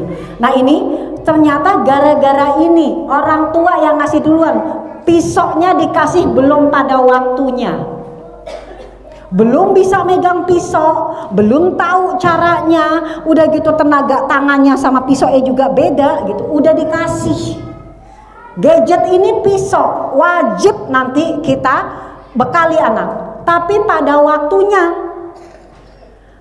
usia 3 dan balita itu udah dikasih. Penyebabnya apa? Ini cuman segini nih katanya yang ngasih nih, tapi ini persentasenya lumayan banyak. Lanjut Mbak. Jadi Indonesia itu kan negara ring of fire ya, banyak bencana alam. Bukan cuma bencana alam, bencana jiwa. Umumnya orang tua nggak tahu games apa yang dimainkan anaknya dan bagaimana memainkannya. Nah, udah nggak tahu gamesnya apa, itu anak saya mainnya FF, mainnya ini, ya bukan soal itunya doang ya, dan biasa bapak-bapak juga mainnya begitu, ML atau yang lain-lainnya, apalagi istilah sekarang ya. Anak saya kadang saya juga dengerin anak saya ngomong juga udah enggak deh, mendingan bunda temenin kamu nonton film. Saya lebih milih nonton film karena saya termasuk kritikus film. Tahu anak saya 14 tahun diajakin nonton film kekerasan, film action kan film keras-keras ya Pak, namanya film Hollywood, tahu sendiri kan isinya kayak apa kan ya. Terus diajakin nonton nih sama temennya sesama penghafal Quran yang udah usianya 18 tahun ke atas itu ya, orang-orang yang udah hafal Quran 30 juz segala macam ya, namanya laki-laki kan ya gitu. Nah terusnya ngobrol gitu ya, terus sama si bule ini gitu kan ya. Nah bule ini ngobrol nonton, terus gimana, wah tapi filmnya rada-rada ini sih nih, kamu kan masih kecil gitu kan katanya gitu. Oke, tapi bagus nih filmnya kayak gini, film action kayak gini ceritanya gitu. Oke, nanti aku di rumah aku nonton sama ibuku. Jadi what? Digemain gitu. Saya dibilangin kayak gini, kamu nonton kayak gini saya ibu kamu, abis kamu. Katanya anak saya, malah film kayak gini perlu nonton sama orang tua, biar orang tua ngarahin. Kalau enggak kan kita bisa kebablasan. Oh oke. I got your point. Saya tuh ngedenger dia cerita kayak gitu, hati saya diam tapi hatinya berbunga-bunga. Ya Allah anak gue gitu. Anak saya laki-laki ya, 14-15 tahun, dia cerita setelah di segala. Dia ngomong kayak gitu, Bun nonton deh Bun, apaan? Film apa? Filmnya tentang apaan ini? Dulu saya bela-belain tuh, makanya saya ngafal Qurannya dia agak terhambat gara-gara saya ngebawa dia ke bioskop. Karena saya berharap anak-anak saya nanti mencetak buku film terbaik. Karena kita negeri tontonan, tontonannya kayak tadi. Ini tontonannya di games nih kayak begini. Makanya ustadz-ustadz yang kuat itu bela-belain masuk TikTok. Di Amerika, di Malaysia, di mana lagi? TikTok kan udah dilarang. Kita segala macam masuk. Film-film yang di sana dilarang, di sini segala macam masuk. Ya, nih ya. Kita juga nggak tahu gamesnya mengandung unsur pornografi, kekerasan seksual, kekerasan atau seks. Bagaimana mengendalikannya? Insya Allah di pertemuan selanjutnya saya akan bikin games untuk meneliti apakah bapak dan ibu sudah terkena pornografi dan pornoaksi. Itu dulu. Saya kasih tauin ya, kuncinya udah pasti kena. Tinggal lihat persentasenya. Kenapa kita perlu tahu tentang itu? Biar nanti kita bisa ngedampingin anak kita. Setelah itu nanti saya kasih satu, udah kita ngetes nih, ngetes diri kita. Saya kasih toolsnya supaya ibu sama bapak bisa ngecek anaknya level pornoaksi sama pornografi udah nyampe mana. Ini kenyataan ya. Kita pun nggak ada yang pure. Apalagi anak umur 3 sampai 5 tahun itu kasihan banget. Lanjut ya. Tentang ada yang tahu apa bedanya pornografi sama pornoaksi? Pornografi itu apa? Tampilan. Yang tadi kita lihat foto itu, anak itu udah melakukan apa? Pornoaksi. Ngucap ucapan, gurunya cantik banget tuh, pacaran dong bu sama saya. Itu apa? Pornoaksi. Ibu tahu apa bedanya orientasi seksual dengan perilaku seksual? Nanti kita bahas. Ya, bapak harus tahu nih. Biar kenapa? Karena ini duri-duri yang Allah sebarkan memang untuk kita kenali. Nanti kita bisa lewat. Kalau kita nggak kenal durinya, asal tabrak aja. Ini dilakukan oleh para orang tua yang memberikan gadget. Termasuk ngasih gadget gini doang. Gadget orang tua dikasih. Apalagi modal Zoom kemarin ya. Wah susah nih gini-gini, anak ngendalin anak saya kalau megang HP. Padahal gampang. Nge-zoomnya cuma 2 jam, nge-zoom cuma apa segala macam. Ya udah. Setelah itu ambil. Kan tenaganya nggak ada kuat. Oke, anak kita udah menunjukkan gejala kecanduan belum? Nge-games betul bisa menghasilkan uang, hadiah lain yang menyenangkan. Anak-anak sekarang kan suka nge-games ya, kan nanti dapat free segala macam, beli ini beli itu gratisan segala macam ya. Anak sudah kecanduan, seperti juga orang tuanya, anak itu bukan hanya bohong dan mencuri, bahkan berjudi. Ini judi udah amit-amit nih Pak. Ibu-ibu juga ya, mungkin jangan sampai ada yang kena ini pinjol ya. Ya, naudzubillah min dzalik gitu.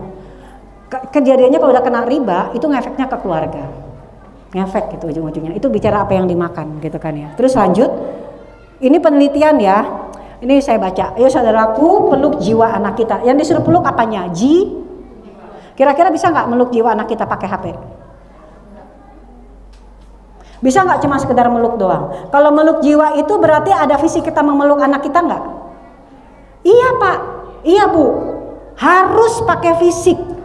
Islam itu agama fisikal, Islam itu agama material. Bukti keimanan harus dibuktikan dengan lisan dan dengan fisik. Bukti keimanan laki-laki dibuktikan dengan duit. Siapa bilang kalau perempuan gak boleh matre? Islam itu malah ngajarin satu-satunya agama di muka bumi. Laki-laki mau nyentuh perempuan doang, nyentuh tangan doang, wajib ngasih mahar dan menanggung hidupnya seumur hidup. Satu-satunya agama yang memuliakan perempuan. Cuma mau nyentuh tangannya doang. Lo mau nyentuh tangan, kawinin gua, kalau bahasanya gitu. Dan modalnya apa? Modal mau doang, mahar Bu. Dan komitmen untuk memuliakan dia seumur hidup. Gak main-main ini agama kita, makanya jangan lemah. Apakah kita udah menjadi perempuan yang benar-benar perempuan jiwanya kita, pakaiannya kita mah udah. Apakah ibu sudah memeluk anak ibu sebagai ibu? Dengan jiwa keibuannya ibu. Apakah ibu memeluk anak ibu sebagai pembantu? Yang kerjanya cuma ngurusin makan minum, anak, pakaian? Apakah ibu memeluk anak ibu sebagai guru yang kerjanya cuma mengajarkan? Saya ngomong cuman ya, karena ibu itu tugasnya lebih banyak daripada. Kalau kita, ibu nggak perlu cerdas Bu, nggak perlu banyak, nggak perlu pinter banyak hal. Yang dimauin sama anak adalah ibu yang memeluk dia, siap sedia dengan jiwanya sebagai seorang ibu. Padahal mitokondria kecerdasan di abad ke-20 ketahuan di perempuan. Ternyata bukan itu jalan kita masuk surga. Makanya bapak-bapak nggak usah ngajarin anak-anak ibu-ibu pinter. Maksudnya segala. Udah modalnya udah kayak gitu, nggak sekolah aja udah pinter. Ya, nah ini peluk jiwa anak kita. Jika ada di antara anak kita menunjukkan gejala, bantu dia keluar dari kecanduan dan dengan hati dan tenaga. Hati dan tenaga. Hati itu berarti hatinya mesti husnuzon, seperti katanya Ustadz Faisal. Sebagai guru, saya tahu banget permasalahan anak kita luar biasa berat. Saya megang di TPA itu tuh antara 15 sampai 20 anak. Saya khusus ngambil anak umur 10 tahun karena udah bisa diajak bicara. Ya Allah Ibu, ya Allah Bapak. Salah satu sebabnya anak kita susah ngaji ternyata karena dosanya orang tua. Salah satu susah ngaji, baca. Jangan sampai kalau saya ngomong suruh ini segala, kamu melakukan apa nak? Kamu habis makan apa kamu? Saya kalau kayak gitu, kamu baca a'udzunya aja susah banget. Dia diam aja. Terus temannya ngomong, iya kemarin dia habis nonton film ini bun. Kemarin dia habis ikut bapaknya bun. Bapaknya tukang orderan dangdutan. Anaknya namanya Islam, Muhammad ... Bapak Ibu, perhatikan namanya anak.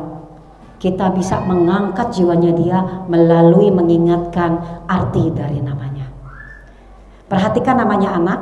Karena nama anak adalah doa dan nanti ujiannya dia akan diberikan ujian yang menguji namanya. Anak saya namanya Silmi Abdul Rasid. Ayahnya dapat namanya itu dari tengah malam jam 3 pagi bangun, udah dapat saya 5 bulan dia dalam kandungan. Suami saya bacain ayat surah Al-Baqarah 208. Ya ayyuhalladzina amanu udkhulu fis silmi kafah kan gitu. Terus saya bilang, kan saya nggak ngerti agama bahasa Arab ya. Panjang amat Mas namanya gitu kan.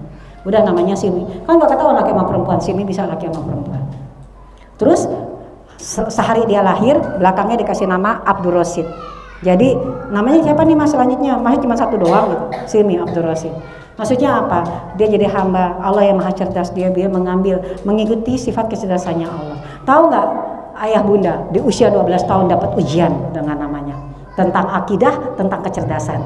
Nah kata-kata Rasid, Rusda, urusannya satu akidah, kedua tentang harta. Nah ini bicara tentang koam. Belakangan tuh 12 tahun tuh yang dia goncang, saya sampai gemeter. Kurang apa kami? Nah itu sombongnya sebagai orang tua ya. Kurang apa kami? Anak saya nggak dikasih HP, cuma dipinjemin doang, dan itu untuk literasi, pendidikan literasi dan segala macam. Ternyata bisa. Emang niatnya dia bagus tanda kutip karena nalarnya belum nyampe ya. Makanya orang cuma baca Quran doang belum tentu nalarnya kuat. Akhirnya itu butuh orang tua, butuh orang dewasa buat ngebimbing. Butuh orang tua yang dekat dengan Al-Quran. Apalagi kalau dia ngerti Al-Quran ya. Minimal dekat sama Al-Quran dulu. Lah kalau kita nggak ngerti juga enggak, dekat juga enggak, terus mau deketin nama apa? Guru gitu. Nggak cukup guru loh. Makanya tadi saya bilang sama Ustadz, nah saya itu sebetulnya anak ideologis deh, anak-anak kita. Anak-anak yang sampai nggak punya rasa malu, sampai mengekspresikan fisiknya laki-laki seperti itu. Perempuan aja agak-agak jijik ya ngeliat kayak begitu ya. Perempuan kayak gitu kan ya. Ibu tahu gerakan-gerakan nih anak saya pernah sempat ini karena nonton. Jadi buah dari itu anak yang biasa baca Quran ya. Gerakan apa namanya?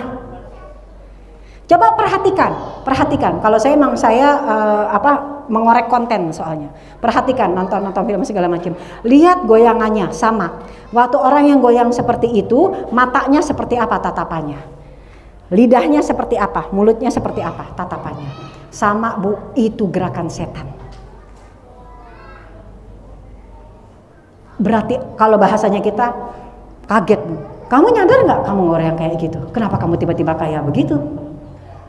Baca Al-Baqarah ya kamu ya, niatin buat ngebersihin dari itu. Dia kaget, nggak nyadar Bu, anak-anak mereka nggak tahu jinnya masuk itu.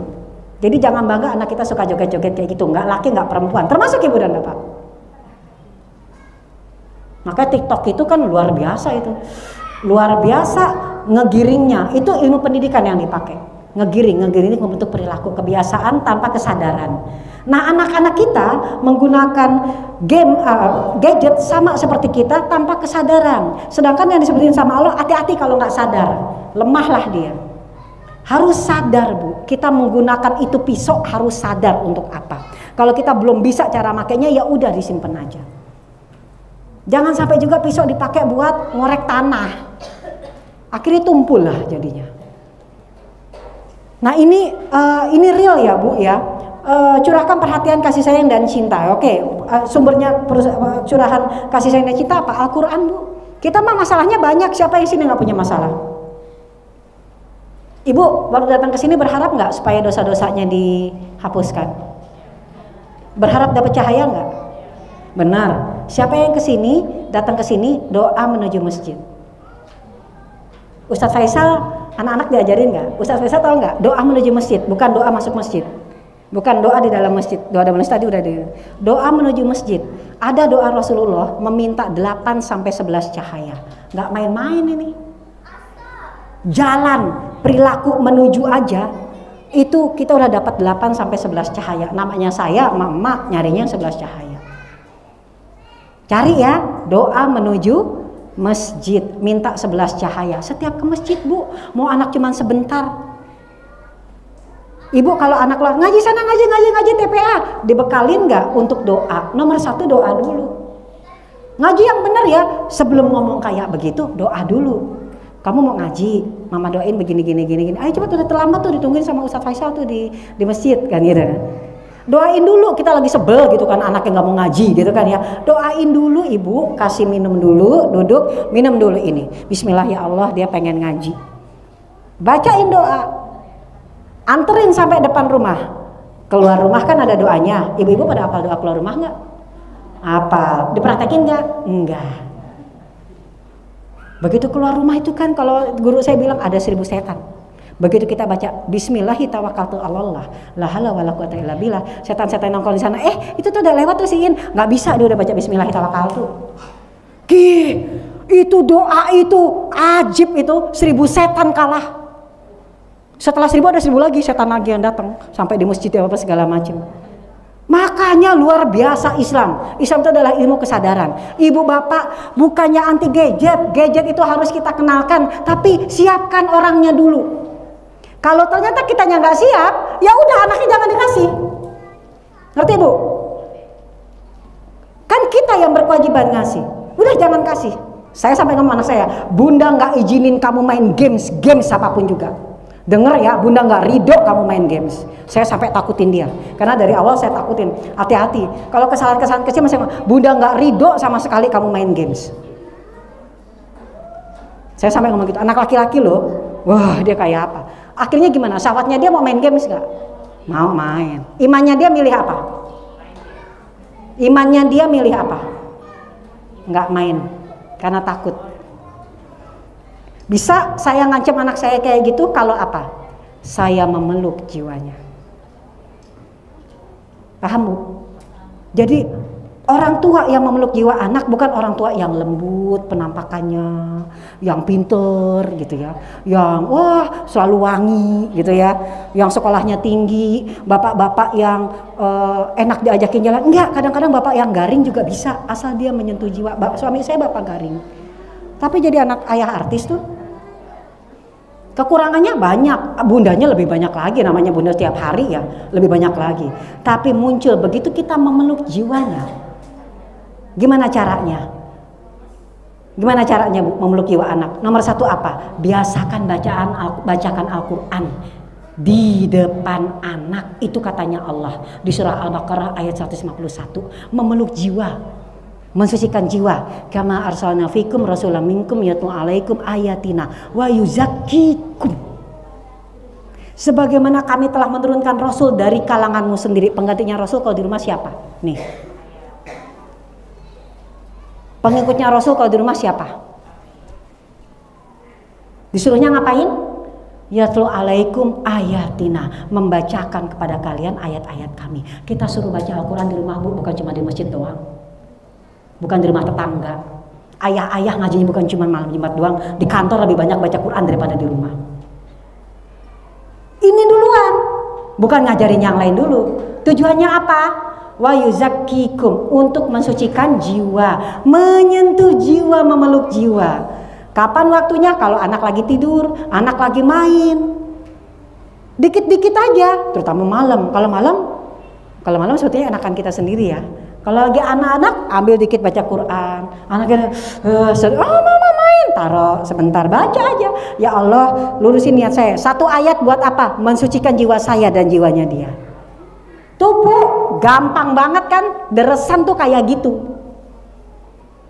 Kita membaca Al-Quran dengan tujuannya itu tadarus mengingat. Dan ngomong, ya Allah makasih ya, izinin mau main apa? Bunda baca dulu ya satu baris ya.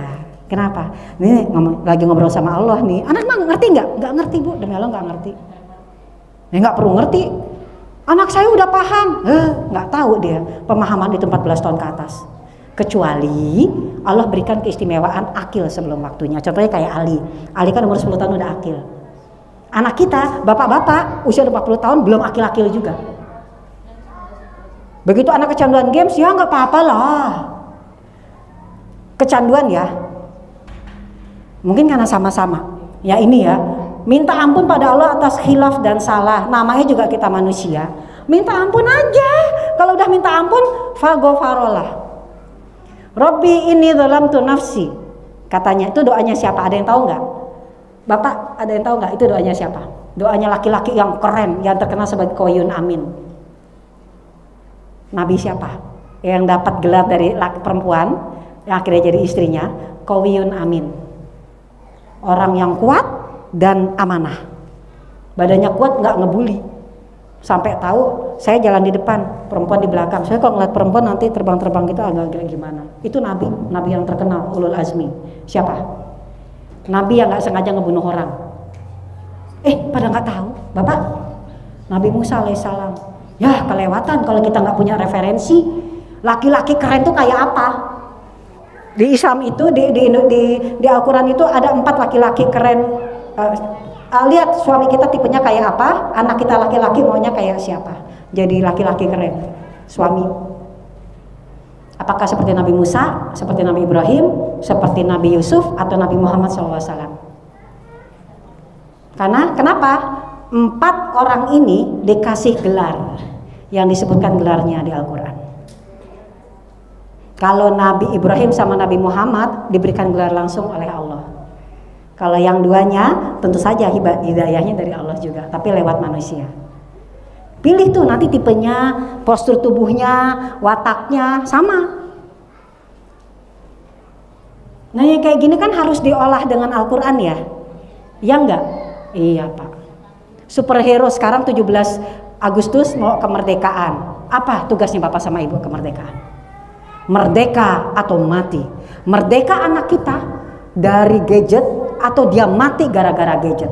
Artinya merdeka dari gadget bukan berarti bebas dari gadget ya. Merdeka menggunakan gadget. Fasilitas yang ada di zaman sekarang adalah gadget. Semua perilaku yang terjadi di perumahan ini pasti ada, nggak mungkin nggak. Dan asal tahu saja Bu ya, ini gerakan. Gerakan lagi bete dari dulu sampai sekarang sama. Makanya temen saya sampai wapri, Mbak, aku kan nggak pernah cerita, kok bisa persis banget Mbak. Itu kasusnya juga, itu anak-anak yang dicari-cari kenapa-kenapanya gitu sama orang tua yang peduli, ngelihat si A sama si B di lapangan, ngelihat doang melakukan yang sama. Pesannya satu, nanti kerjainnya kayak gini. Ayo, di sini kejadian juga nggak? Hati-hati. Bayangin kalau anak ini nanti masuk pesantren. Itu kalau udah gitu doa-doa aja tuh, semoga diinikan. Bayangin kalau dia kemana-mana, serem. Tadi barusan pagi-pagi sebelum ini jalan ya, terusnya ketemu sama Bunda, ketemu sama santri saya, bukan santri saya. Jadi anak saya kan ngalong nih ya, hafalan Quran. Di sana ada santri perempuan gitu kan, sekitar 30-40an ya, santriwati yang hafal Quran. Ulang, dia cerita, nah salah satunya ini orang anaknya ustadzah saya ya. ustadzah saya nyai yang saya belajar Al-Quran, dititipin kan di pesantren lain gitu kan, biasa kayak gitu. Dia cerita, ya aku serem bunda, ada anak dia baru 2 bulan, ada temen lah di situ kan, dia aku orangnya kan suka ngobrol, suka apa segala macam, tiba-tiba nih, kamu menarik deh. Aku jadi langsung serem. Perempuan ngomong sama itu, kamu menarik deh, kemana-mana aku diikutin, aku pengen kemana-mana diikutin, aku kan jadi serem, aku jadi ngejauh aja. Bagus, itu tanda-tanda anak itu lesbi, punya orientasi seksual. Coba kalau kita nggak peka, bagus kamu jagain.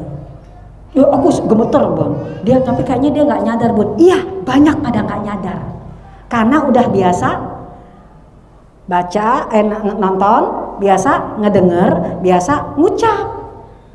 Ini di buku ini ada satu kisah, dan ini kisah nyata. Jadi ada yang salah satunya, kemarin ada lagi guru saya mendengar cerita, muridnya ponakannya, bang ini anakku 4 tahun bu, 4 tahun, laki-laki, masa kelakuannya kayak gini, main-main kayak gini, kalau ngomong kayak gini, kalau pakai baju kayak gini. Kemarin dapat kasus lagi, anak 8 tahun suka nonton film princess.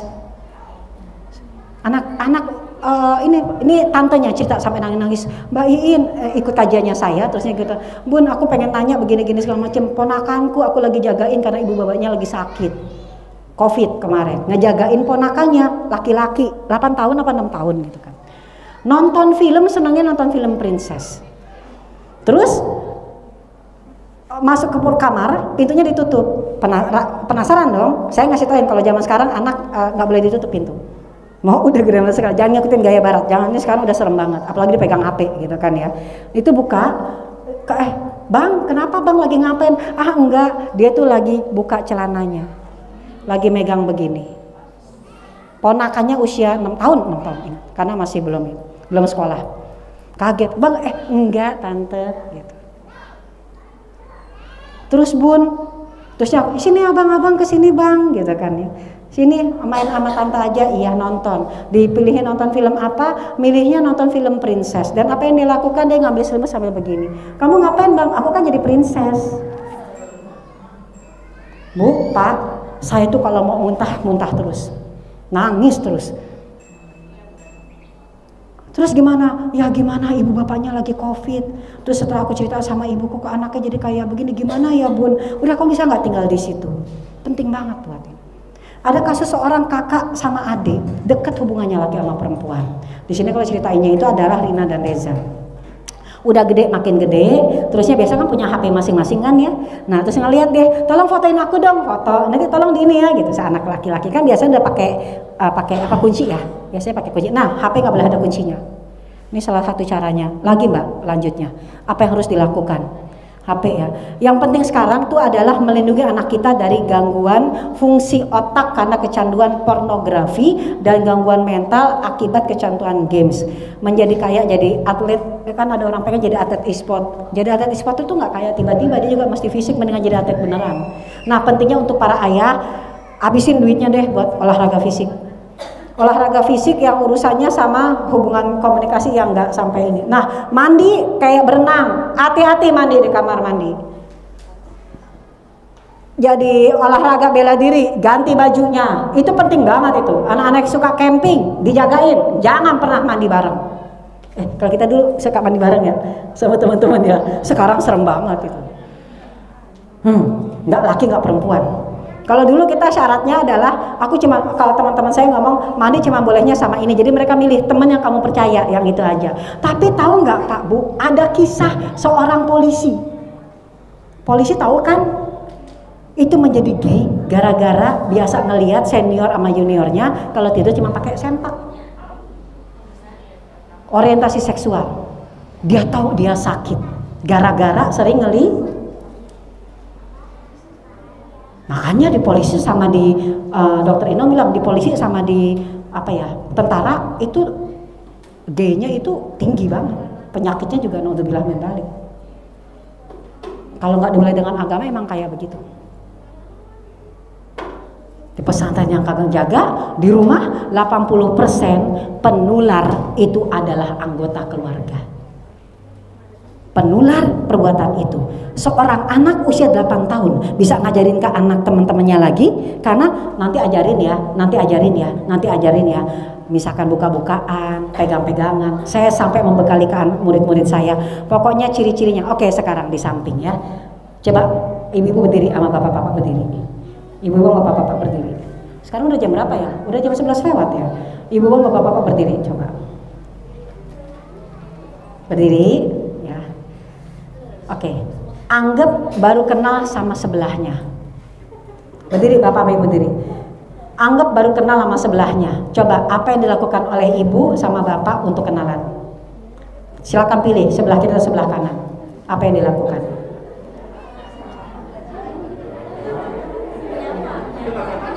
Ibu-ibu ayo ambil, pilih salah satunya. Siapa? Kenalan. Apa? Anggap nih orang baru semua nih. Ibu baru ngaji di tempat ini. Nah, ada sebelahannya itu orang baru kenal, ibu pengen kenalan. Ibu tertarik sama dia kan? Pengen kenalan. Ya, silakan coba. Apa yang dilakukan? Ya bertiga lah silakan. Gitu kan, bertiga di depan. Ayo di sini. Ada depan, pilih kiri atau kanan. Coba pilih teman. Gimana? Bapak-bapak jaga jarak. Jadi kalau game saya makan bapak-bapak khusus saya mau. Coba ibu-ibu.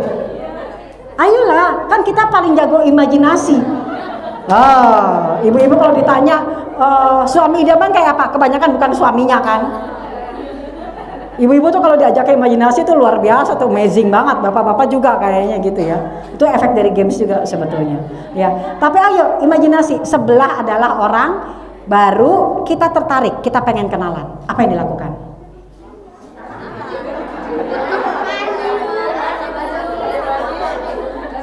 Jangan ngeliat ke saya, ngeliatnya ke samping. Ayo, saya pengen ngeliat ekspresi tubuh kita, ekspresi tubuhnya. Apa yang ibu lakukan duluan? Nah, saling salaman ya. Terus ngapain? Ini pada pendiam semua, jadi diem-dieman. Begitu udah bubar, baru panas. Pas ditanya, Bu ada kenalan nggak? Ada berapa orang? Banyak. Berapa orang yang dikenal? Nggak ada. Bapak-bapak juga kayak gitu Pak. Bapak kalau pergi-pergi kemana-mana, misalkan nganterin ibu, ada tambah kenalan nggak Pak? Nempel gitu. Udah pasti.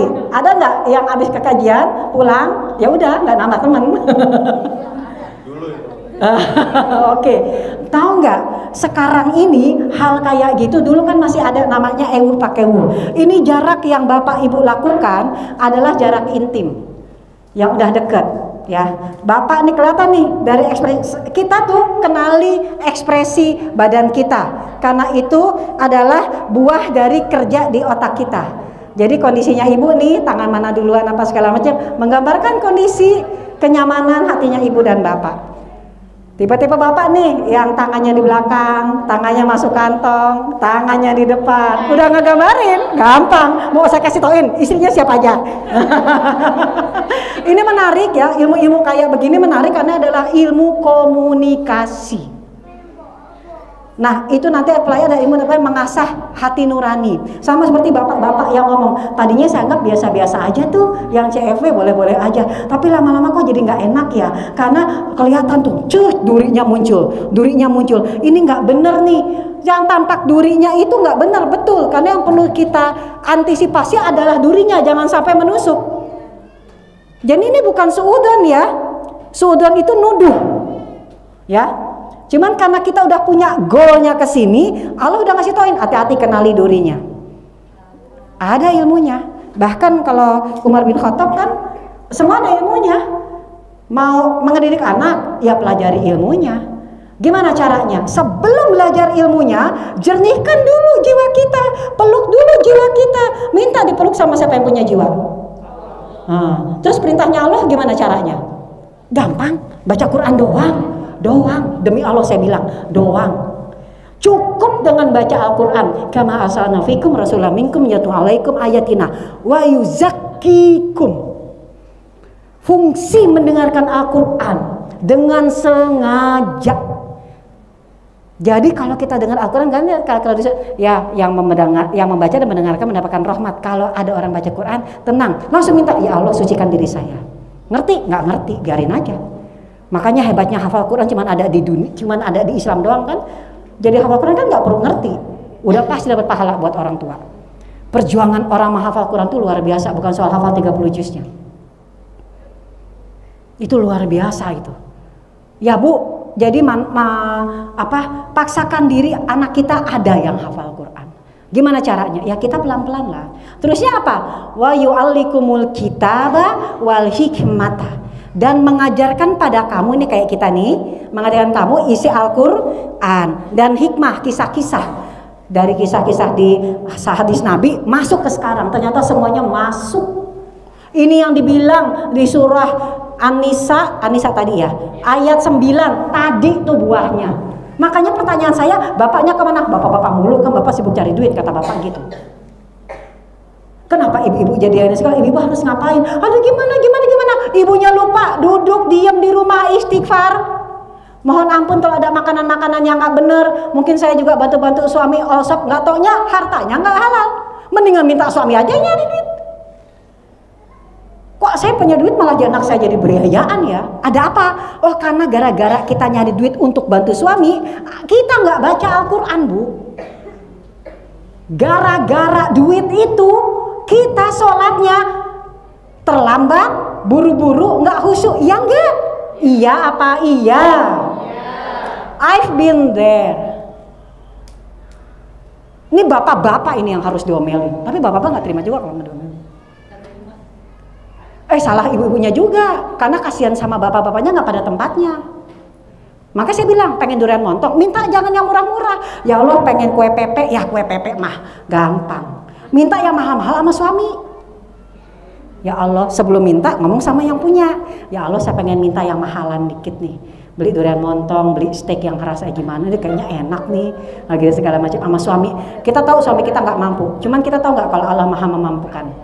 Nah, mainin iman kita di situ. Buktikan iman kita dengan permintaannya kita. Ini dari hal yang sepele kayak gitu. Kita mengangkat derajat suami, kita mengangkat imannya kita. Dari hal sepele meminta makanan halal dari suami.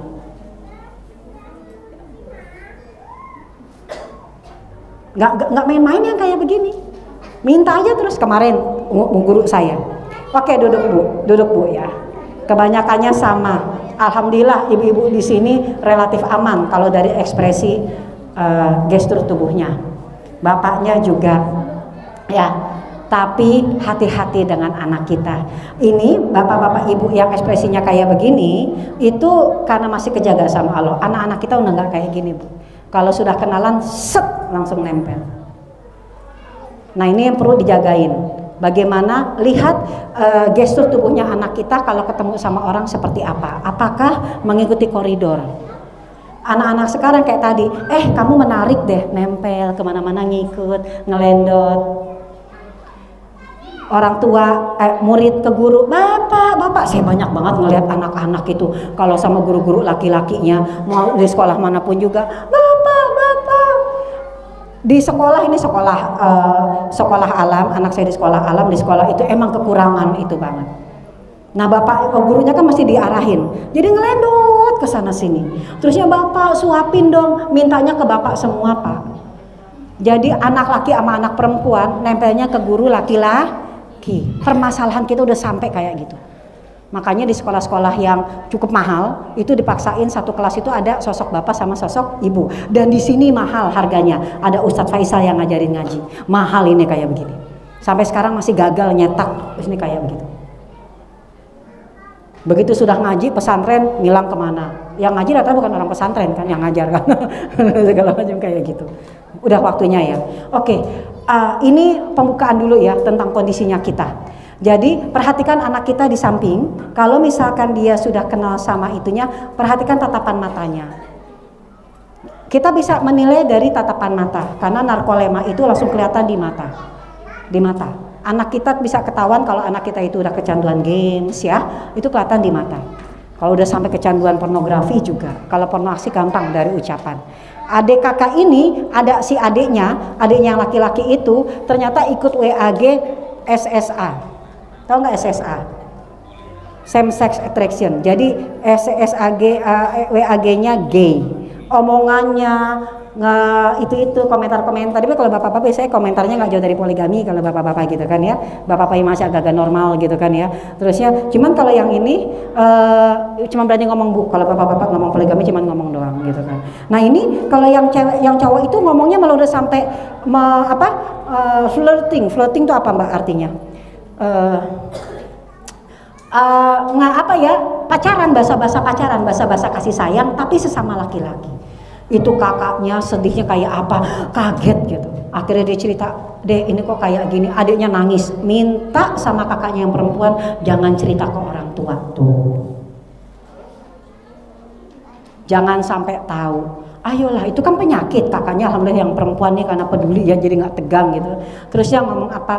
Akhirnya dibantu ada yayasan. Saya maka menganjurkan nanti kalau misalnya untuk kedepannya gitu kan ya, undang sekali. Kalau saya di perumahan saya ngundang, bikin trennya juga buat anak-anak, buat mereka menyadari, buat mereka saling jaga sama temennya. Temanku agak gini, biar kita dikasih tahu biar ada ngejagain. Karena ngedidik anak kita sama seperti ngedidik satu negara, bukan cuma satu perumahan doang. Jadi peka. Anaknya dokter ini teman saya itu juga kayak gitu, anak temanku begini segala macam ya, dia dibuka sama orang tuanya buat untuk bisa berhati-hati dengan orang tua yang lain. Pedulilah kita ya seperti itu. Alhamdulillah itu si anak itu ternyata anak laki-laki itu gara-gara iseng pengen tahu, pengen ngikut hati-hati bapak ibu itu anak usia SMA. Gimana anak kita yang SD yang disuruh ngelihat kayak gitu, ngerjain kayak gitu, nggak pakai kan otaknya belum sempurna. Apalagi dibilangin nanti kerjain kayak begitu ya, kerjain kayak gitu ya. Ini bicara, misalkan ada pertemuan selanjutnya lagi, saya akan beritahukan tahapan-tahapan. Apa yang membuat anak-anak sampai nggak punya malu melakukan itu? Biasanya dimulai dari kebiasaan di rumah, dari kamar mandi. Salah satunya, ibu-ibu dan bapak-bapak biasa bukain celana di depan kamar mandi. Hati-hati. Buka celana nggak laki nggak perempuan di depan kamar mandi, alasannya karena apa? Biar nggak basah. Sampai di atas 4 tahun masih kayak gitu, 7 tahun masih kayak gitu, bahkan 9 tahun ada kayak gitu ya. Berarti ayah bunda punya andil membuat hilangnya fitrah malu itu. Ada yang nempel tuh kalau anak sudah nggak malu. Oke, udah jam 11:30, kayaknya sementara itu dulu. Semoga ini bisa jadi pembuka yang bisa membuat kita makin tersadar kalau ini bukan cuma sekedar belajar teori, akan kita praktekkan. Yang saya minta ke ibu-ibu praktekkan mulai hari ini, bapak-bapak juga. Latih anak kita tidak buka celana di depan kamar mandi. Masuk ke kamar mandi pakai pakaian lengkap, buka di situ. Pastikan kamar mandinya bersih, nggak basah ya. Dan kalau buka itu pakai kaki kiri dulu. Itu hal-hal kayak gitu ngebantu. Tapi sebelumnya orang tua harus tobat karena berarti sudah ada jin yang nempel. Jin yang suka telanjang. Ya, kalau dari bahasanya kita kayak begitu ya, kebiasaan gitu. Nah, itu bisa dilatih, bisa diperbaiki. Kalau mau dilatih dengan rutin, insya Allah dalam 3 bulan sudah terbiasa, 6 bulan sudah lebih ajak. Bener-bener jaga sampai 2 tahun. Itu udah trainingnya saya kayak begitu. Mulai gitu bisa bu. Yang anak-anaknya masih buka celana di kamar mandi, di depan kamar mandi, apalagi, bu pipis langsung dibuka gitu kan. Lagi ngaji ya buka-buka langsung dulu gitu. Ya, kebiasaan buruk. Ternyata tanpa sadar kita ya yang punya andil ya. Oke, dan buat ibu-ibu yang lain kalau ngelihat ada anak tetangga kayak gitu, ingetin, jangan ngomongin ibunya di belakang. Ingetin anaknya langsung, nah kalau buka di kamar mandi, kalau perlu kita angkat badan begini ya, bukanya begini, terusnya baca doa, langsung praktek, buktikan. Kenapa? Sambil doa, ya Allah selamatin anak saya, anak ini nggak ajarin. Gak usah ngerasa paling ini sendiri ya, karena ngurusin satu anak kita butuh satu negara. Alhamdulillah misawab, semoga bisa manfaat. Insya Allah kalau ada pertemuan selanjutnya saya akan berikan games. Jadi bapak sama ibu siap-siap. Ya. Nah, satu pertanyaan tolong dijawab minggu depan gini. Waktu masih kecil, ibu itu sama bapak suka sama dekatnya masih apa sama keluarga. Entah paman, ibu, apa segala macam, tolong ditulis ya. Ya. Terusnya kedua, kita itu nyaman nggak? Ibu sama bapak itu waktu kecil itu hidupnya nyaman nggak? Pengalaman apa yang paling diingat waktu kecil? Sebelum 10 tahun. Ngorek kayak gini, itu bisa kita melihat apa yang terjadi sekarang. Nah, kita bisa bersyukur jadinya, alhamdulillah. Itu aja dulu pertanyaannya. Nanti gamesnya banyak soalnya, banyak ininya. Jadi ibu pusing. Ya sementara kayak gitu, gimana nih jadinya selanjutnya Ustadz? Ya oke, saya kembalikan, mohon maaf lahir batin, semua kebaikan munculnya dari Allah, keburukan itu karena kekurangan ilmu saya, mohon maaf jika ada yang kurang, silakan dikoreksi, kita bisa saling mengingatkan, kita juga bisa saling konsultasi ya, saling kita sama-sama orang tua. Dan kita tujuannya di sini adalah sama untuk saling menyadarkan diri kalau banyak duri di depan kita, di sekeliling kita. Dan kita harus tahu sama-sama pegangan, hati-hati sama duri itu, hati dari itu supaya kita bisa masuk surga dengan selamat bersama keluarga kita. Amin amin ya rabbal alamin. Saya kembalikan kepada Ustadz Faisal.